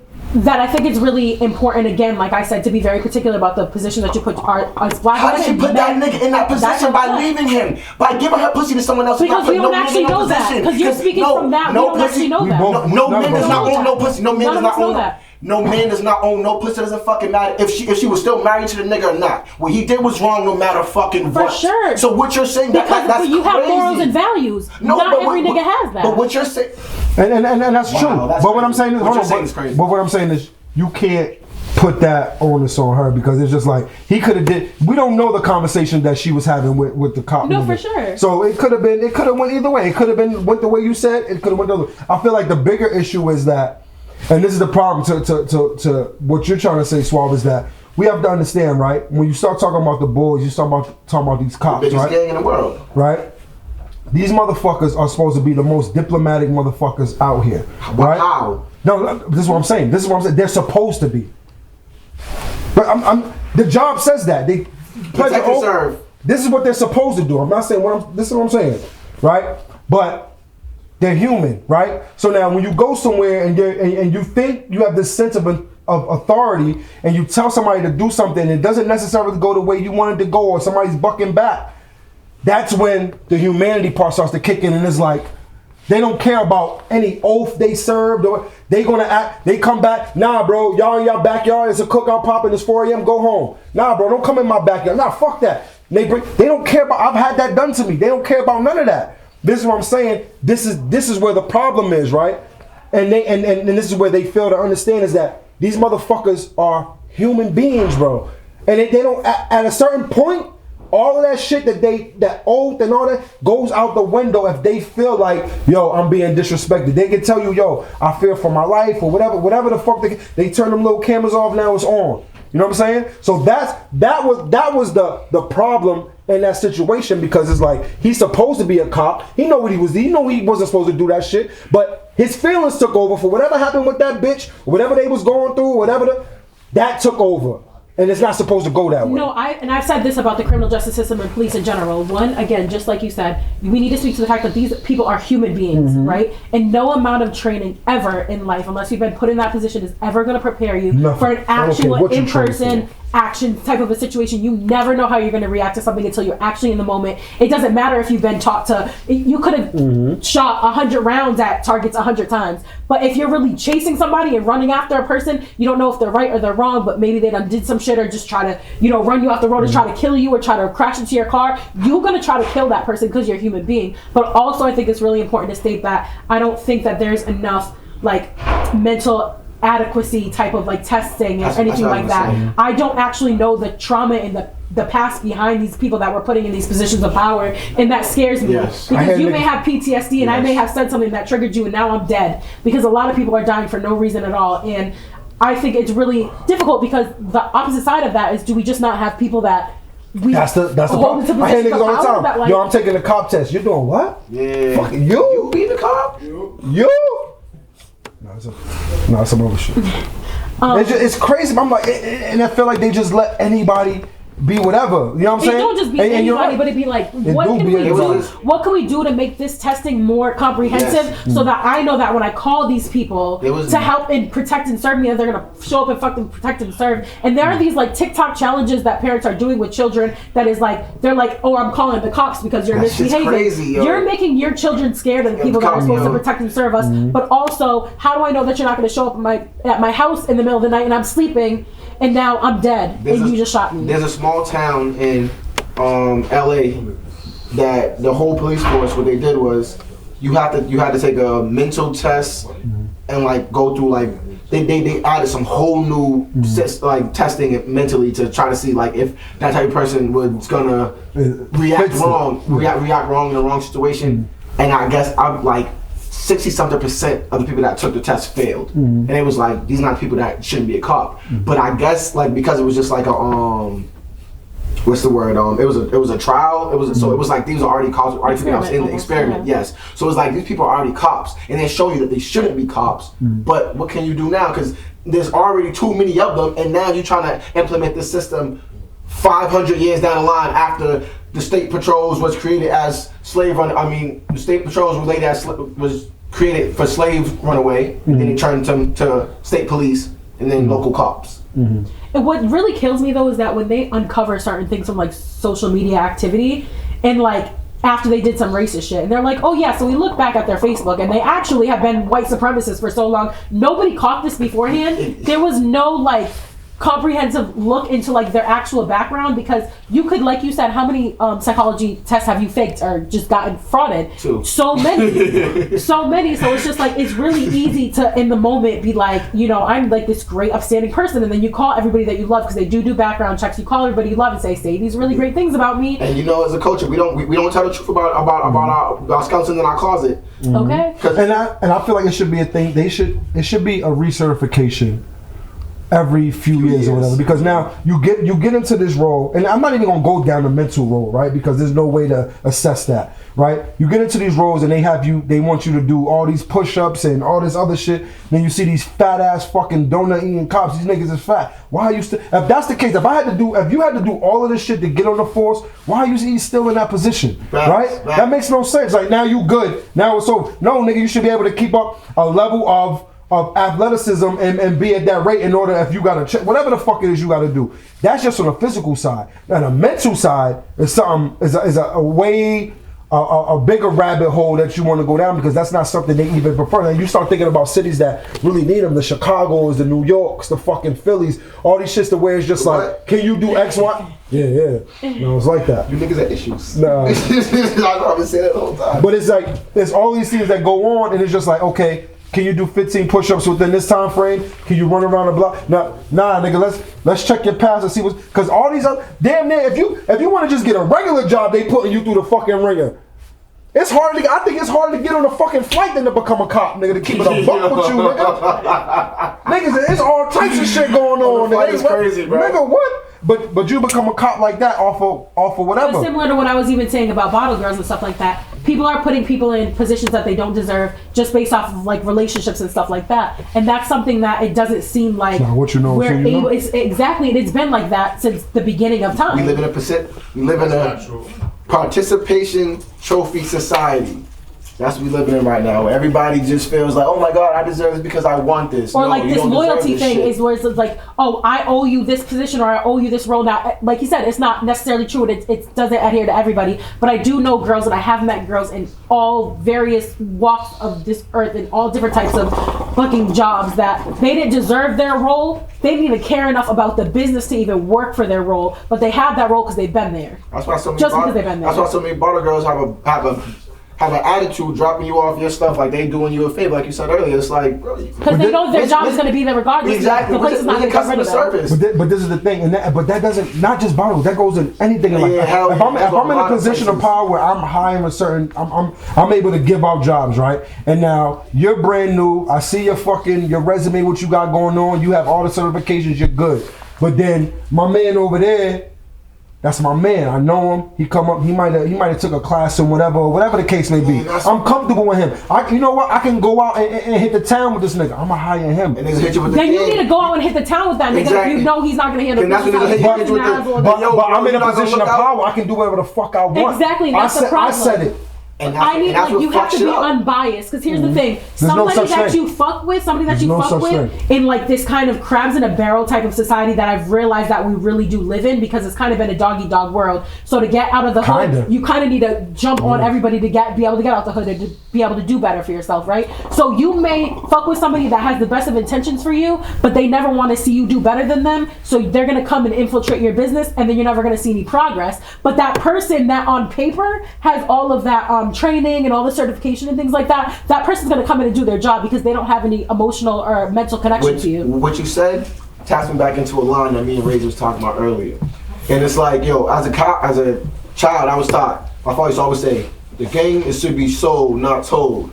In our culture, like, that's what we was told. But when you go to look at other cultures, when you go to Jewish, when you go to whites, no, I'm spreading this knowledge so everybody else can have this bag and get it too. But it's like, we've been ingrained into us be a crab, hold the information, don't let no one else get it, keep that shit sacred, because we have been taught so much as a culture. We're not used to so much information. So when we get a little bit, you got to hold it secret, or they're gonna take it away from you, and it become the masses, and then it's become useless. So it's like, I know even to what you're saying right now. Like, my father used to say that to me, and I always hated that line. Like, I hate that. Like, nah. If I can make my man's a few dollars too, and we can both make a few dollars, why not? Like, what the fuck? No, game should be told. No, the game should be sold, not told. And my father is always a hustling ass nigga. So that's how he is. The nigga he is, because he always hustled. But like, I just don't believe in that shit. And as our culture, I believe in that. That's a few things that are detriments to us. We try to hold shit away and not try to give it away to other people, and then we starve other people of what they need, of information that that can help them feed their family, feed them, and now they starving, and we over here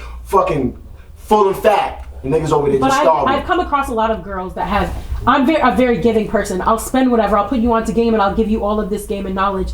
And I was starting to get frustrated because it was never really fully reciprocated, right? So when I had to step back and say that anything that I give because I want to give doesn't have to be reciprocated because I'm giving it because I want to. But also too, I had to really dig deep and do a little bit of research on it, because I was getting really frustrated even when I would speak my piece about things. And the things that I wanted in return weren't even. I don't even want the money back.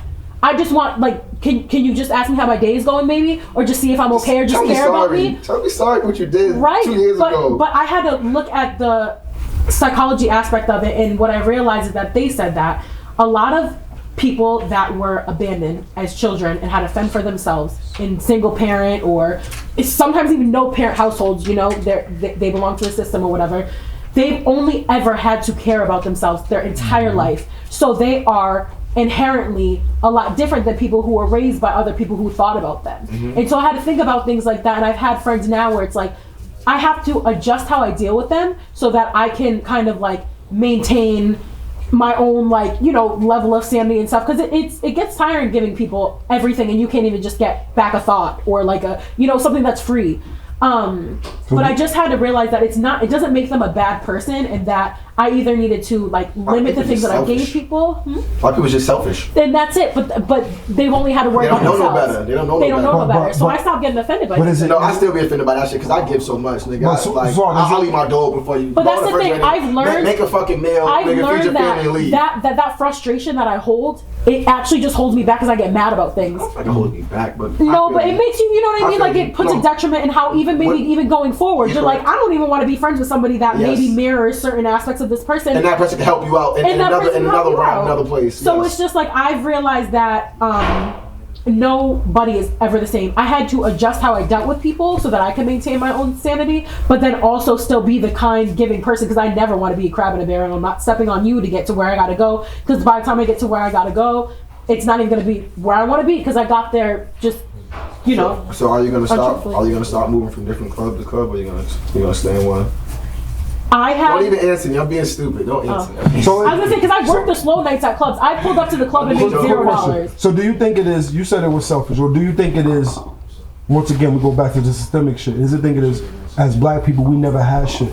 So when we get in a position where we have shit, we want to hold on to it. But that's why I said that people are selfish because they have to fend for themselves. If you know how it feels, why not? Because if you know how it feels and not in your stomach, and you see someone else that needs something in their stomach. Because what do you compare it to? Because what do you compare it to when you think about like not having food to eat or not having a loving, poverty, but you don't have a supportive, I just said loving it. The why is because we don't have nothing. We never had nothing. Niggas come up from nothing, so when we come up and we get a little bit of something, our mentality is to hold on to it. And who the fuck I'm not sharing it with you. I'm not sharing with you because, and the second point on that is that just through life experiences, people fucking suck, bro. People, when you get in these positions and you try to do certain things for people, they always, for the most part, they always disappoint you, bro. Especially within our people, bro. They disappoint. You try to give a nigga a shot, try to give him a chance, niggas disappoint you. Don't show up, don't act this. Put a nigga in this position, put a nigga in that position. Now it's like, oh, but why the fuck did I even do that? So now I start to understand why we have that. So I'm not saying it is at a certain point selfish, but it's also at a point to where it's like, I got mines, I'm protecting mines because you niggas suck, bro. I've been in a position where niggas that I thought was my mans in them like that. And I come to find out it's not like that, nigga. And I gave you that lane. I gave you that lane. I gave you that lane, and you did some wild shit. So now am I wrong for going forward? Now every nigga that presents itself in front of me, I'm acting brazy. I'm acting this way. I'm acting. No, nigga. This is my experience. This is what I've grown up, and because it is that crabs in the barrel. Because we all come from nothing. Everybody starts at the bottom of that barrel when we trying to get up. So now it's like we don't have to. But we don't know no better, right? And that goes all the way back to what we said way in the beginning, to when the systemic shit, when they took the black man out the family, right? Then these white people been having families. They grew up with families, so it all starts to become inherited. This is what they know. This is what we didn't have it. So now we don't come from nothing. So now when we get a little bit of something, we want to hold on to it. And I don't want to see you with it. I don't want to see you with it. And everybody's not like that. I'm not saying everybody's not like that. You can't really, that's why I don't get even upset about things like this. And I've actually just taken myself out of situations where I've expressed that I feel like I'm not being taken care of in certain ways, or like the effort or the emotion or the, whatever, that the interest is not reciprocated. I've taken myself out of situations like that if I've spoken on it and you're not capable of giving me what I'm looking for, and we don't have to end on bad terms. You're not capable of giving me what I'm looking for as a friend, and so now I just feel like I need to step away from this. But here's the thing, I don't think it's done necessarily with like the intent of just keeping all black people down. Like when I think about selfish, I think of people that are like intentionally greedy. I think it's just something that we've done to be able to survive. Black people wake up every single day just trying to survive. Like we don't have the ability to just be like, oh yeah, no, I'm gonna I've seen countless white people. Because if I lose this nigga, who do I run to? But I've seen countless white people say, I'm gonna take 6 months off from a job and be fine. Black people, you can't do that. If you don't know your next source of income, you never fucking know when the next source of income is gonna come. And so here's the thing, like I've learned to shift the perspective, and so when I'm in situations where somebody I feel like has taken advantage of me or has like, done something bad to me when I was trying to help them out and they just like slighted me, I'm like, what role did I play in the frustration that I'm feeling right now? Did I allow this? Did I see the red flags and did I avoid them? Did I put myself in a position to be able to be taken advantage of because I didn't actually like have any standards or any barriers? But it's not necessarily the standard, right? What happens is, and me and Swab talk about this show all the time. It's not what happens is if you consider yourself a certain type of nigga or a real nigga, whatever the fuck niggas consider themselves, right? I know I'm a certain caliber of nigga, and then what happens is, which might be at my detriment, is that the niggas I surround myself with, I kind of expect them to all feel that way or act that way. And going through it, I had to realize that everybody's not going to do that. I put certain niggas in certain lanes or certain positions, or I think about them a certain way, and then maybe that's just my own, that maybe that's at my fault. Like, I'm like, okay, no, you around me, so you supposed to act cool. There's certain niggas that I've done certain shit, or they've done certain shit. I'm just like, yo, bro, to me, that's common sense not to do. So like, it's common sense, but they're like, yo, common sense is a common. Can I ask you a question then? So how come, and this is just, not to attack you, but how come you feel this strongly about friendships, but when I said that I only want to date a specific type of a person and I have it's two different things, don't do that. Why? I want you to explain why. Don't do that. You say it again, say it again. No, say it again one more time. I want to know why, right? You could have these expectations and you're going to just get rid of a nigga if he's not abiding to like the certain standards and expectations that you have for and you don't feel the same way for your partner or for who you date. Because answer this question. What you just said, shout out to Abbott Elementary. Quinta asked fucking Tyler this. She goes, if your man is so messed up, you want me to date him, why is that your friend? He goes, that's not the same. He just walks away. Can I answer your question, please? Because there's a difference between, if I'm talking about my man, that's a friendship.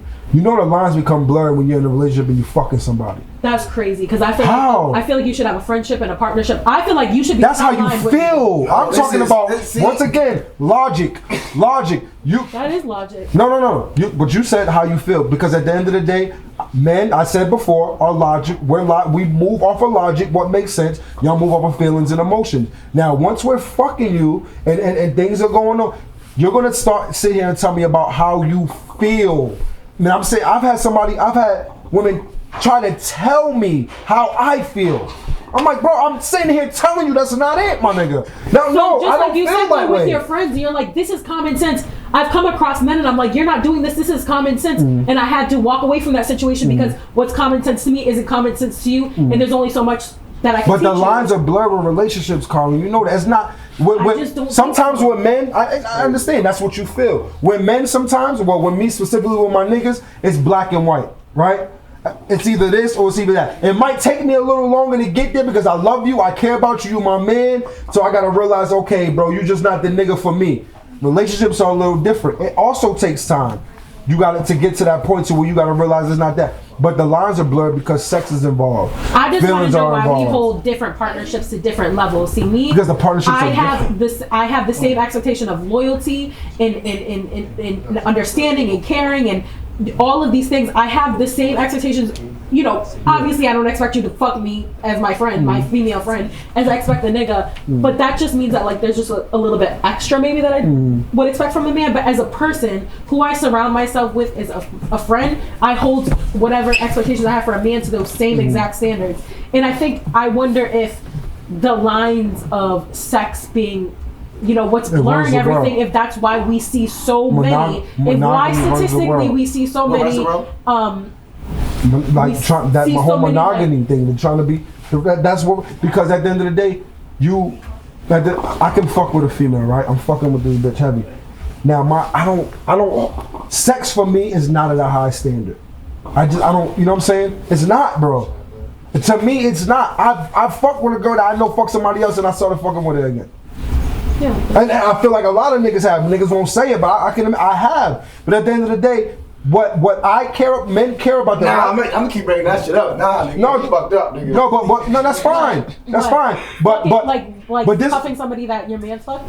No. I fuck my man, and then come back after you fuck. No, but what I'm saying is, that is no way, Jose. What I'm saying is, this goes. That's wild. That is crazy. This goes back to your point about. I'm gonna throw that shit in your face every single fucking day. You see? So why you keep fucking? Just to make her feel the pain I felt.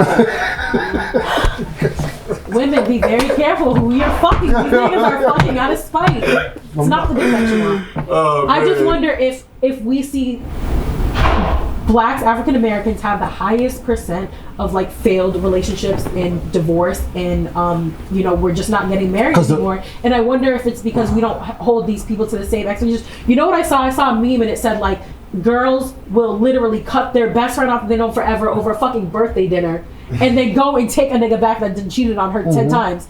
And it's like, why do you fuck a birthday dinner on Miami trip? You know how many bitches I know went to Miami and came back not friends? It happened to me. The fuck?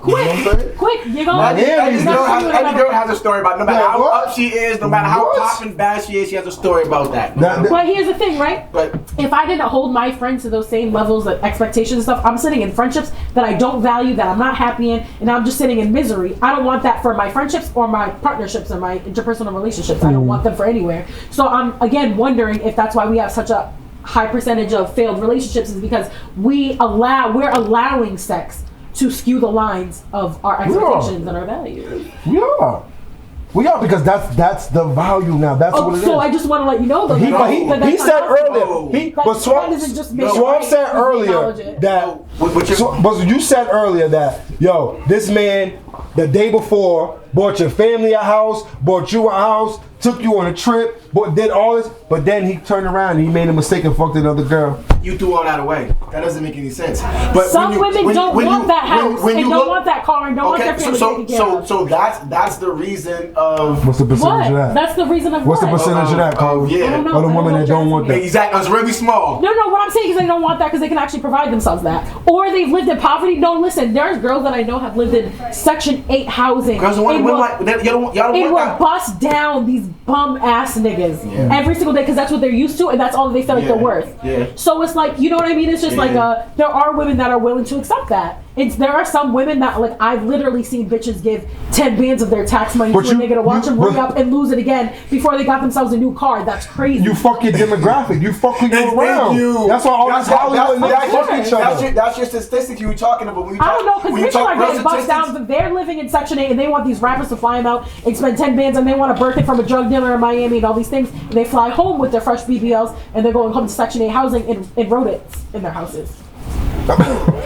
So they're not. But it's a lot of social media though too. It is a lot of social media. A lot of these girls think they're city girls, and the city girls aren't even city girls. City girls are getting pissed on, and then they're catering to their man. Thank you. She ain't lying. She is city girls being pissed on. Who's getting pissed on? You ain't hear about Carisha loves gold showers. She like Diddy pissing on her. Well, that's a preference, so that's not like that's not wrong with that. She's an adult. That's a grown ass. No, for sure, and that's what. But that's her preference. But she's not getting on the mic and saying I would walk. That shit was terrible. Do you remember the viral picture that went around? I do. So there was a viral picture. Let me just tell y'all, right? I'm not gonna in the mirror pic. I'm not, and I still have the picture. So I'm not gonna name drop any names, right? But at this time, Twitter had just been popping. Twitter was Instagram, crazy. Instagram was like just starting now, right? But there was a rapper and he was coming into town. And we were talking, you know, this was around like 9/11 actually. This was a long fucking time. No. Who is he? 9/11. No, maybe not. Say it. No, because I 9/11 was 20 years ago. Oh, that was 20 years ago. No. 2011. 2011. I was in 10th grade. 2011. No. It was the Boston Marathon. Do you know why I remember? Because I remember he said something. He was like, "Damn, I heard." He texted me. The Boston bombing. Hey, Howard. Yeah, he was like, "Hey, how's everything going? I heard shit's blowing up over there." Yeah. Wow. And that stood up, and that's why 9/11 was also not in New York. But here's the thing, right? So this was so long ago. Who was it? So I'm not saying, but say his name. No. Keep it real. Come on, you see that long ago. Yourself calling. Immediately no, because then I don't have to tell you the rest of the story, and it's embarrassing, and I'm not doing it. Tell that story. Just say his name. No. Is he? All right, let's just say, is he still a relevant artist? Extremely. He was just in Boston a little while ago. Name a song. Oh yeah, I know you're talking about the big dog. Well, y'all big dog, not mine. I don't fuck with that. He was just all I'm gonna say is that he was in Boston recently, still busting down all the bitches. Anyways, so it's Fab. Oh, it's crazy. So exactly who it was, because I remember the day, nigga. Fucking say it. Yo, Fab doing numbers in Boston, bro. I got Charlamagne. Fab? It was Fab. No, I'm not saying that. I don't know. No, you didn't say that. I don't know. Okay, so what happened? I can't remember. Okay, what happened after? So we're texting, and so I'm getting ready to go out with my homegirls. I'm getting ready to go out with my homegirls, and he's like, send me a picture. I send him a selfie. I don't realize that in the very background, right? I don't have my pants on yet. I have my top. You and sent them cute, that? And I was cute. Listen, I was only cute from here up, okay? So I sent him a picture. I didn't realize that my butt was showing in the mirror. Here's the thing. I sent him the picture. I posted it on Twitter. That nigga didn't even recognize. He didn't look at the picture well enough to even see it until I pointed it out. Twitter roasted me. Oh no, it was over. It was Roasted me. They got crazy. Well, you got the you got the No, bro. I had the nothing. SpongeBob butt. Yes, it was worse than SpongeBob. It was worse than SpongeBob. It was worse. That- And I yeah, got it was roasted. crazy, bro. I got roasted. I always felt terribly about Hold on. myself. So, You're a dog. hold You're a on. dog for surviving that. but that was but did he no, say that you was was crazy. tough? bro. But did he see you before? But he did see you before. Did he see you in person before that? No, Oh, no. He came into. He didn't even realize that. I actually brought it up when we Oh, finally met. you catfished him. I was posting full body, but never from the back, because I never had a butt. But I would post like full So bodies it's not and stuff like that. catfish. But It's just a. But maybe it was though. Ass fisting. But here's the thing: I feel like catfishes are the type of girls that post from certain angles and only look Yeah, good from so those no, angles. it wasn't a I'm not catfish. even sending you that angle You because I ass already know I fisted can't them, even yeah. make it look good. Got you. So, and I always had like curves. Like I always had like a smaller waist, and I had hips always. I just had no ass. So, anyways, I'm sitting in the bar. I'm getting roasted. In the bar. That It was bad. it was really bad. It was bad, made. bro. I cried a little bit, but that's why like when people call me ugly now, I'm like, That's why you so tough. That's why you so. so tough and on some nigga shit. Cause is this some trauma in the past? Is this why you? No, but I used to tell you, bro, on Twitter, I wanna answer it was. the question. No, I'm not answering for it. I'm just saying it was that time. It was crazy. So are you so niggerish and tough with niggas so much because of how they tormented you and treated you in the past and made you feel less of yourself? No, I don't even want to incriminate myself because I do have an open case right now. Okay. But I do run in like a really male ran industry right now. You barely see any women in this specific industry being able to even make any moves without being fucked behind it or getting fucked over, getting robbed, the business that I do with people is just off the strength of who I am and what I could actually bring to the table. I stand 10 toes on my business 100% of the time, on my money 100% of the time. So when I move like a nigga like that, it's because I have to be tough like that to be around these niggas, or else they're gonna eat me up, chew me up, and spit me out. So that's why I am how I am. But yeah, when I say like, yeah, that shit hurt my feelings. I was really insecure. The insecurities that I have now are not related to my body, though, and that goes back to the BBL thing. Is like, I feel like being a part of the BBL community and stuff for so many years, and you see all these women, there are specifically women that go and get surgery because they say that they want a certain demographic of men to now be attracted to them. And they don't realize that even after they get their bodies done, they still can't attract those men because it's got to be in you, it can't be on you. But a lot of girls don't realize that. So for me personally, I spent the first 24, 25, 26 years of my life never looking past a mirror when I walked in the mall or walking in stores. I hated what I saw. So I got my body done for me. Now the opportunities that have come from that, I'm very grateful for. It's allowed me to get like easy money in the club. Dre was actually the first one that put me into a strip club. Show them what you look. What was it? Was it on No way. Club Love? Stand up. I worked at Club Love. Are you And Dre sure? will tell you that first event I brought like 10 bands in without even counting like the fucking ones or anything like that. I worked really hard. So here's the thing, like, I've been getting money. no facts, but what I'm just saying is that that was my first, he gave me my very first opportunity. I'm not getting up and shaking my ass. Stand up. No. I'm telling you, show. And Swab like he was gonna make me get up and do Well, it. I can't make her do nothing. For all the people on Twitter, show them the angle now. No. So Show them the before and after. You don't show the before and after. So, like, nigga, this was all this bread look like now. Nigga, get your money up, nigga. No, because here's the thing. do it I for don't no have reason. the desire to show bitches where I came from and who I am now. When I walk in the room, you're gonna know exactly who the fuck I am right fucking now. Okay. And I feel like I get that when I walk in No, the you room. do. You do. But this podcast gonna reach out to a lot of people that might not Oh, necessarily. know remember who she you said are. it's not gonna make it to Houston. UC's not gonna see Yeah, it. you did say some wild shit. Disrespectful, motherfucker. I didn't say UC, you definitely did. You said I that. Jesse. Jesse, same thing. So- So, UC, we do want to get her on that thing. I talk. Yo, we got to delete that. I just know, but we got to delete that on I here. just came across that her Yo, Instagram she's and oh lit. my She's god, lit. she's Shout out to so her. fire. What's her name? You see? We gonna bring it into. She Yeah, we looks gonna get you on this so fucking podcast. So what do you feel like?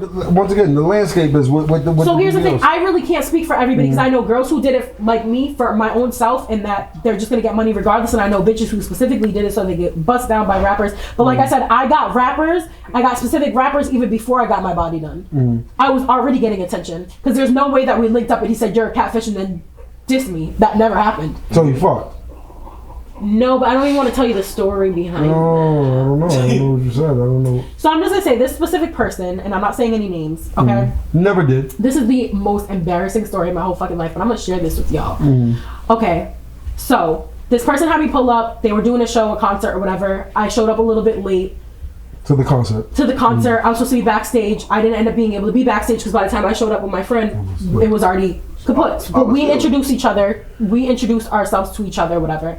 He was like, all right, I've got to go and do my meet and greets and things like that. And then I'm going to hit you up after. And then you could just slide to whatever, the hotel that I'm at, whatever. Now me, and I don't recommend this for girls, do not let these rappers and these ball players bust you down when they come in town. You're not getting nothing from that. And you'll be excited to tell your friends that you got bust down by a rapper or a ball player. You're leaving with $0, 0 cents, in zero memories. It's not even enjoyable. And less morals. Don't let these boys do that to you.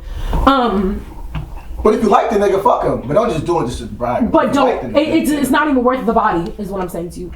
These Africans, though. But I'm just playing. I'm just playing. But so, anyways, me and my homegirl are waiting for him to hit me up. He doesn't end up texting me that night or whatever. Like after I left, because he's like, I have to do my meet and greet, and I'm gonna meet you back at my hotel. He didn't text me that night. My homegirl at the time dropped me off right at my house. I'm like, wow, this is. Was gonna happen. I was like, oh my god, I'm so embarrassed right now. He probably did meet me and just didn't like what he saw.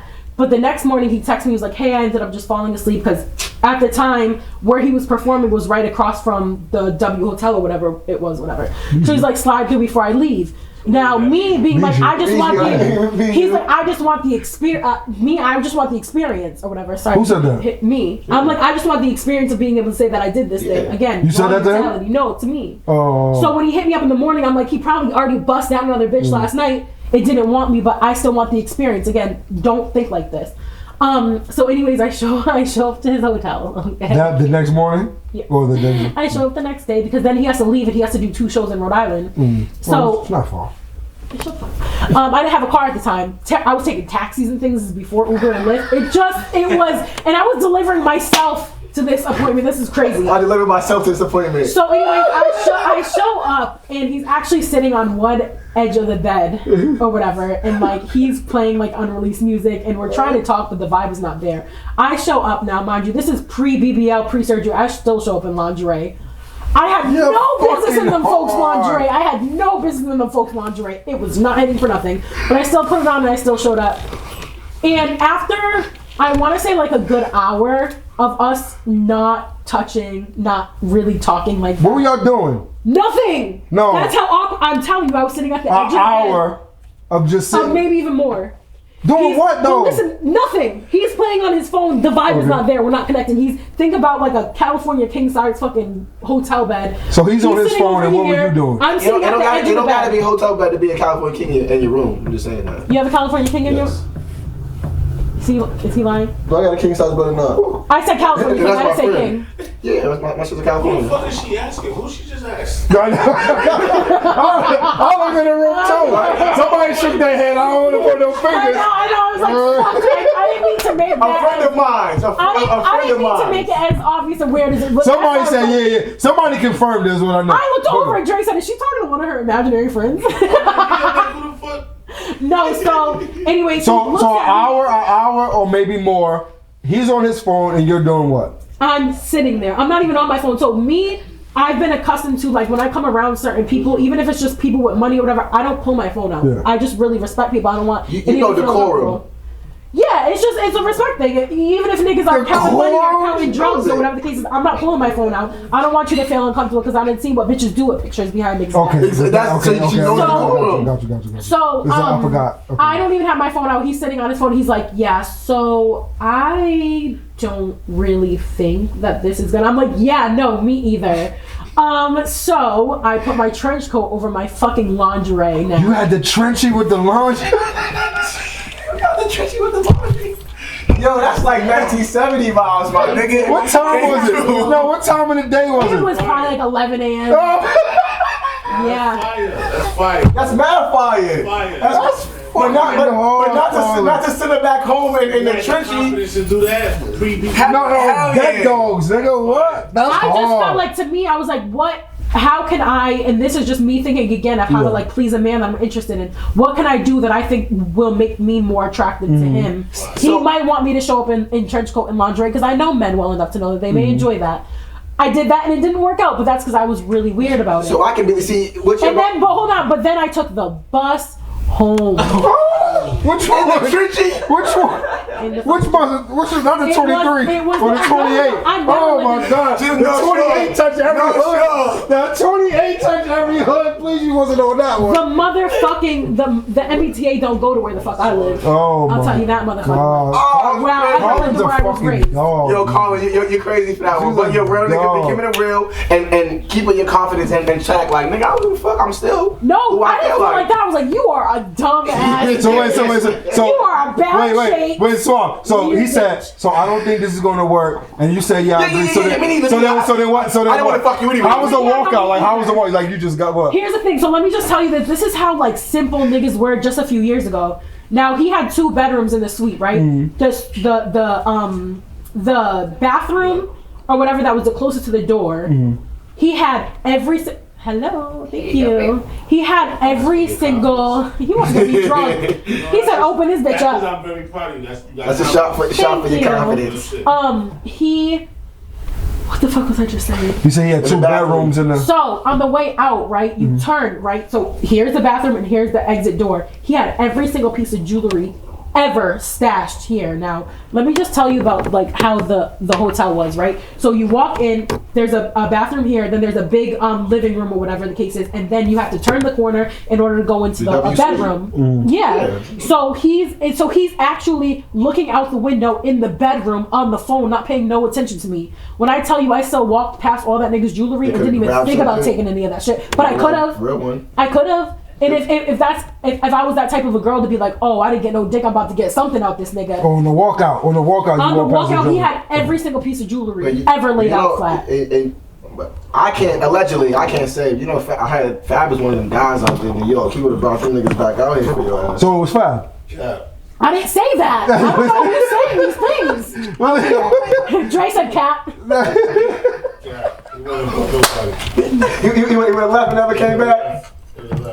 My thing is that like even at that time too, it's like I was like born and raised in the suburbs. Like I wasn't even in the streets really all like that. Like I didn't really, but it never even crossed my mind to take this shit. But that's how simple niggas were. I could guarantee you that nigga's not. Now when he's doing this shit no more, hell no. You heard about that boy that stole that girl's Rolex purse? It's an evil world we live in. It's a sick world we live in. It's an evil world we live in. But I still, everyone in the city boys up. Nah, I still a bitch ass nigga. But hey, he.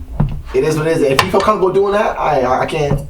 So you just walked out, then went downstairs, and then what bus did you go? I walked to the nearest She walked to South Station. Train station.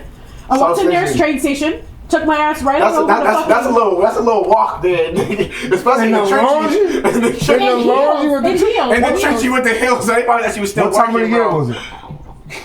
I don't remember it being that cold. Oh, okay.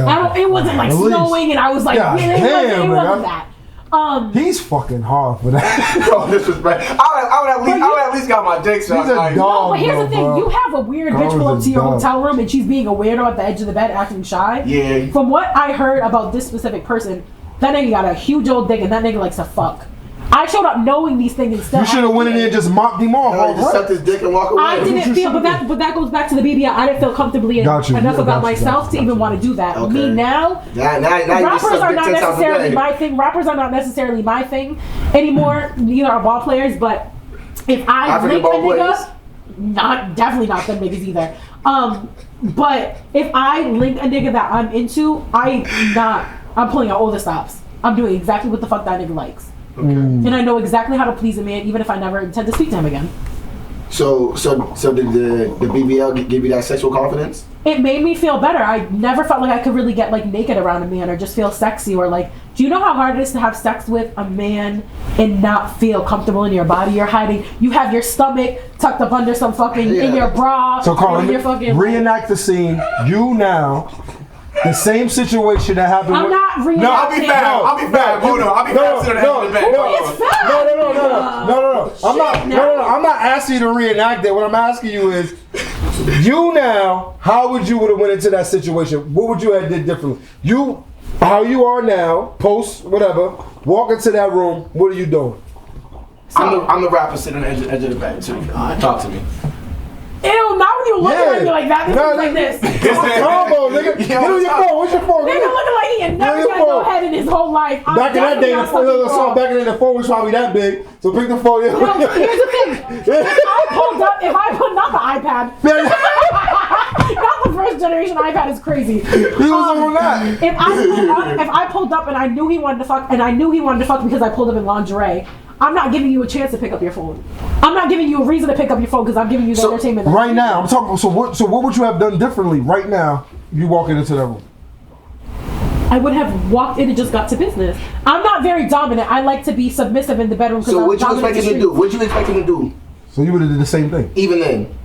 I wish he would have made the first move. See? But he can't. But that's the thing. I was so self-conscious and uncomfortable. So now you don't care. I needed to know that he was interested in me, because how a man felt about me, I was so unsure, because I was so unsure of myself that I wasn't sure that he was attracted to me. But a nigga in that position that even allowed you to get to that point. No, because he didn't see me naked the first time. He saw me in the same trench coat, which I'm not even gonna hold you. It was a little bit of the catfish. The trench coat was from H&M, made my ass look super fat, and everything looked super snatching. So he saw, and it poofed out a little bit at the bottom. You know, so I was like, he saw that, but now he's seeing me in lingerie. Maybe he doesn't like my arms, or maybe he doesn't like my stretch marks. So you was in your head. Because when you actually are genuinely attracted to a man, you want to make sure that you're attractive to him. You know, you want to, as a woman, you want to be attracted to your partner. I wasn't sure of that because now for the first time I had been unclothed. So it's like I needed him to make the first move because I wasn't sure. Got you. Makes sense. Now here in the situation that I'm in, like now with my body and stuff, I feel comfortable enough to know that I wear certain types of clothes where a man is gonna know what he's getting before I take all my clothes off. It's leggings can't create an ass where there isn't an ass, regardless of what people say. They're gonna see it. You're gonna see it when she walks away. I'm crawling away. Can I tell you a true story? I'm crawling away. Hold actually. On. You follow me. I've been knowing you for years. You follow me. Well, we was on Instagram. I seen your Instagram, and I swear to God on my kids, bro, I did not know it was you. I thought you was somebody totally on your Instagram. I thought you was somebody totally different. I'm like, God damn, who was this bitch? It's been years since we saw each other. I don't even think hip. That's all. No, I barely seen you with, you know what I'm saying, when before you got that. And so to be fair though, and where the fuck is Ace at? FBC did not allow, not him, the other Ace. FBC did not allow certain people after certain types of events. No. So there are certain places where you didn't see me because FBC. I'm so sorry. Y'all did some wild shit to me. What? Y'all did some wild shit to me on Twitter. Can we please? And I had to get with you niggas. Please. Out of respect for everybody involved, I said somebody's name and I shouldn't have said that person's name. That was involved in the whole situation. So let's just beep that part out, just out of respect. Also, that was a situation you was brought up earlier? I think so. I don't know what name. I didn't even hear her name. Yeah. But I said that, so I'm like, I gotta remember the that situation. Y'all did some wild, so I had to. I didn't do some wild shit. I wasn't even involved in that. Allie did some wild shit, but because I was a writer for Allie, and if y'all didn't like Allie, it was the fuck is up. But I don't care about Allie's name. I just care about the other shit. But even before then, y'all were like the king of the jungle. So you guys really, and even there have been other people that have been in parties and stuff like that, and they had the most lit parties, so they could kind of just determine who the fuck came and who the fuck didn't. So we weren't on the list of people that you really we weren't high ranking. You know what's crazy? Niggas never thought like that.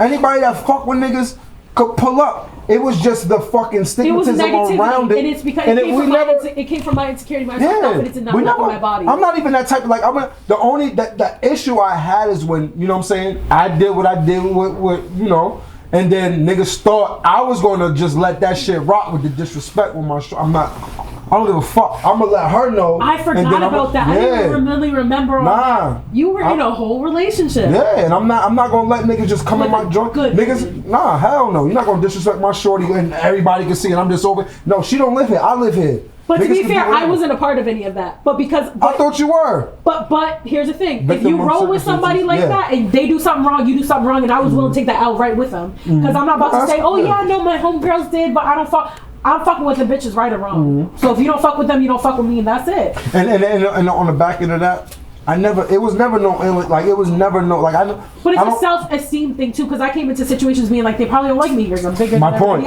else. And My you know what I point. mean? So it was a lot of. And it in was my never head, that. too. Niggas Now was I don't never walk that, into bro. rooms and think people don't really want me there. Now I know that there are certain people who don't like me places, but it's for the opposite reason. Yeah. They don't like the type of attention I attract. That's why I try to walk into a room as positive and as kind as possible, because you're not going to have a reason to dislike me. You're going to have to look at yourself and see why you don't like me, and it's going to be about you, and you're going to feel weird fact. and nasty. And then if you have a problem with me, I'll beat you up. Hey, yo, man. So We had a good time, okay, on that episode. I want to ask a question. With Black History Month, I want to put out a fact today. Not a suave fact, because I learned this today. is it a question or a fact? It's a fact. Okay.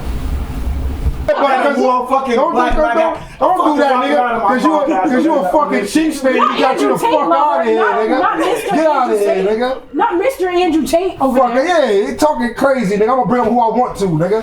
Shout out Tom Brady, nigga. Shout out the Golden State promoter. I don't give a fuck what you talking about. Move, nigga, move, nigga. Tom Brady. Salute. You had a hell of a career. Appreciate you, man. You the fucking GOAT. I appreciate you. I Thank love you. being here. Thank you. You're welcome. I'm not getting out until you turn that camera off. It's off. They already turned it off. I don't trust him. He Look turned it at that off, man. bro. With The his lights laptop aren't open. on it no more. Yeah, Stand up and walk. No! Why? Okay, pay enough for this shit. Show them. They can see it from the front. The lights off, bro. And this right here is the wrap up of the 212 podcast. We'd like to thank y'all for coming out for the third episode. We have Miss K, Yeah. special guest host today, man, exceptional. I was kind of nervous when we first came in because Trag was like, yo, watch out, she might get y'all canceled, but I really felt like she had She held her own, bro. a wide spectrum of knowledge from I love you, different conversations and different topics. It was a great conversation to have you on today. Thank you. I really Should've enjoyed being here. got y'all canceled. Why we want to get canceled for? He needs to decide if I'm really a great, because didn't he just say I could get y'all views and I'm a great, so which one is it? Yeah, get canceled, get you. Yo, turn that off, bro. I can't, these niggas already have like a already set group. My baby calling, she ain't feeling the trust. It's like, I ain't never love her, but I fuck with the lust. She said that I'm always rapping, so these days will get tough. She said that I got some bitches that I probably go fuck. Tell me if you need me, I can pull up easily. Why you always acting like you don't give a fuck? And why you always acting like we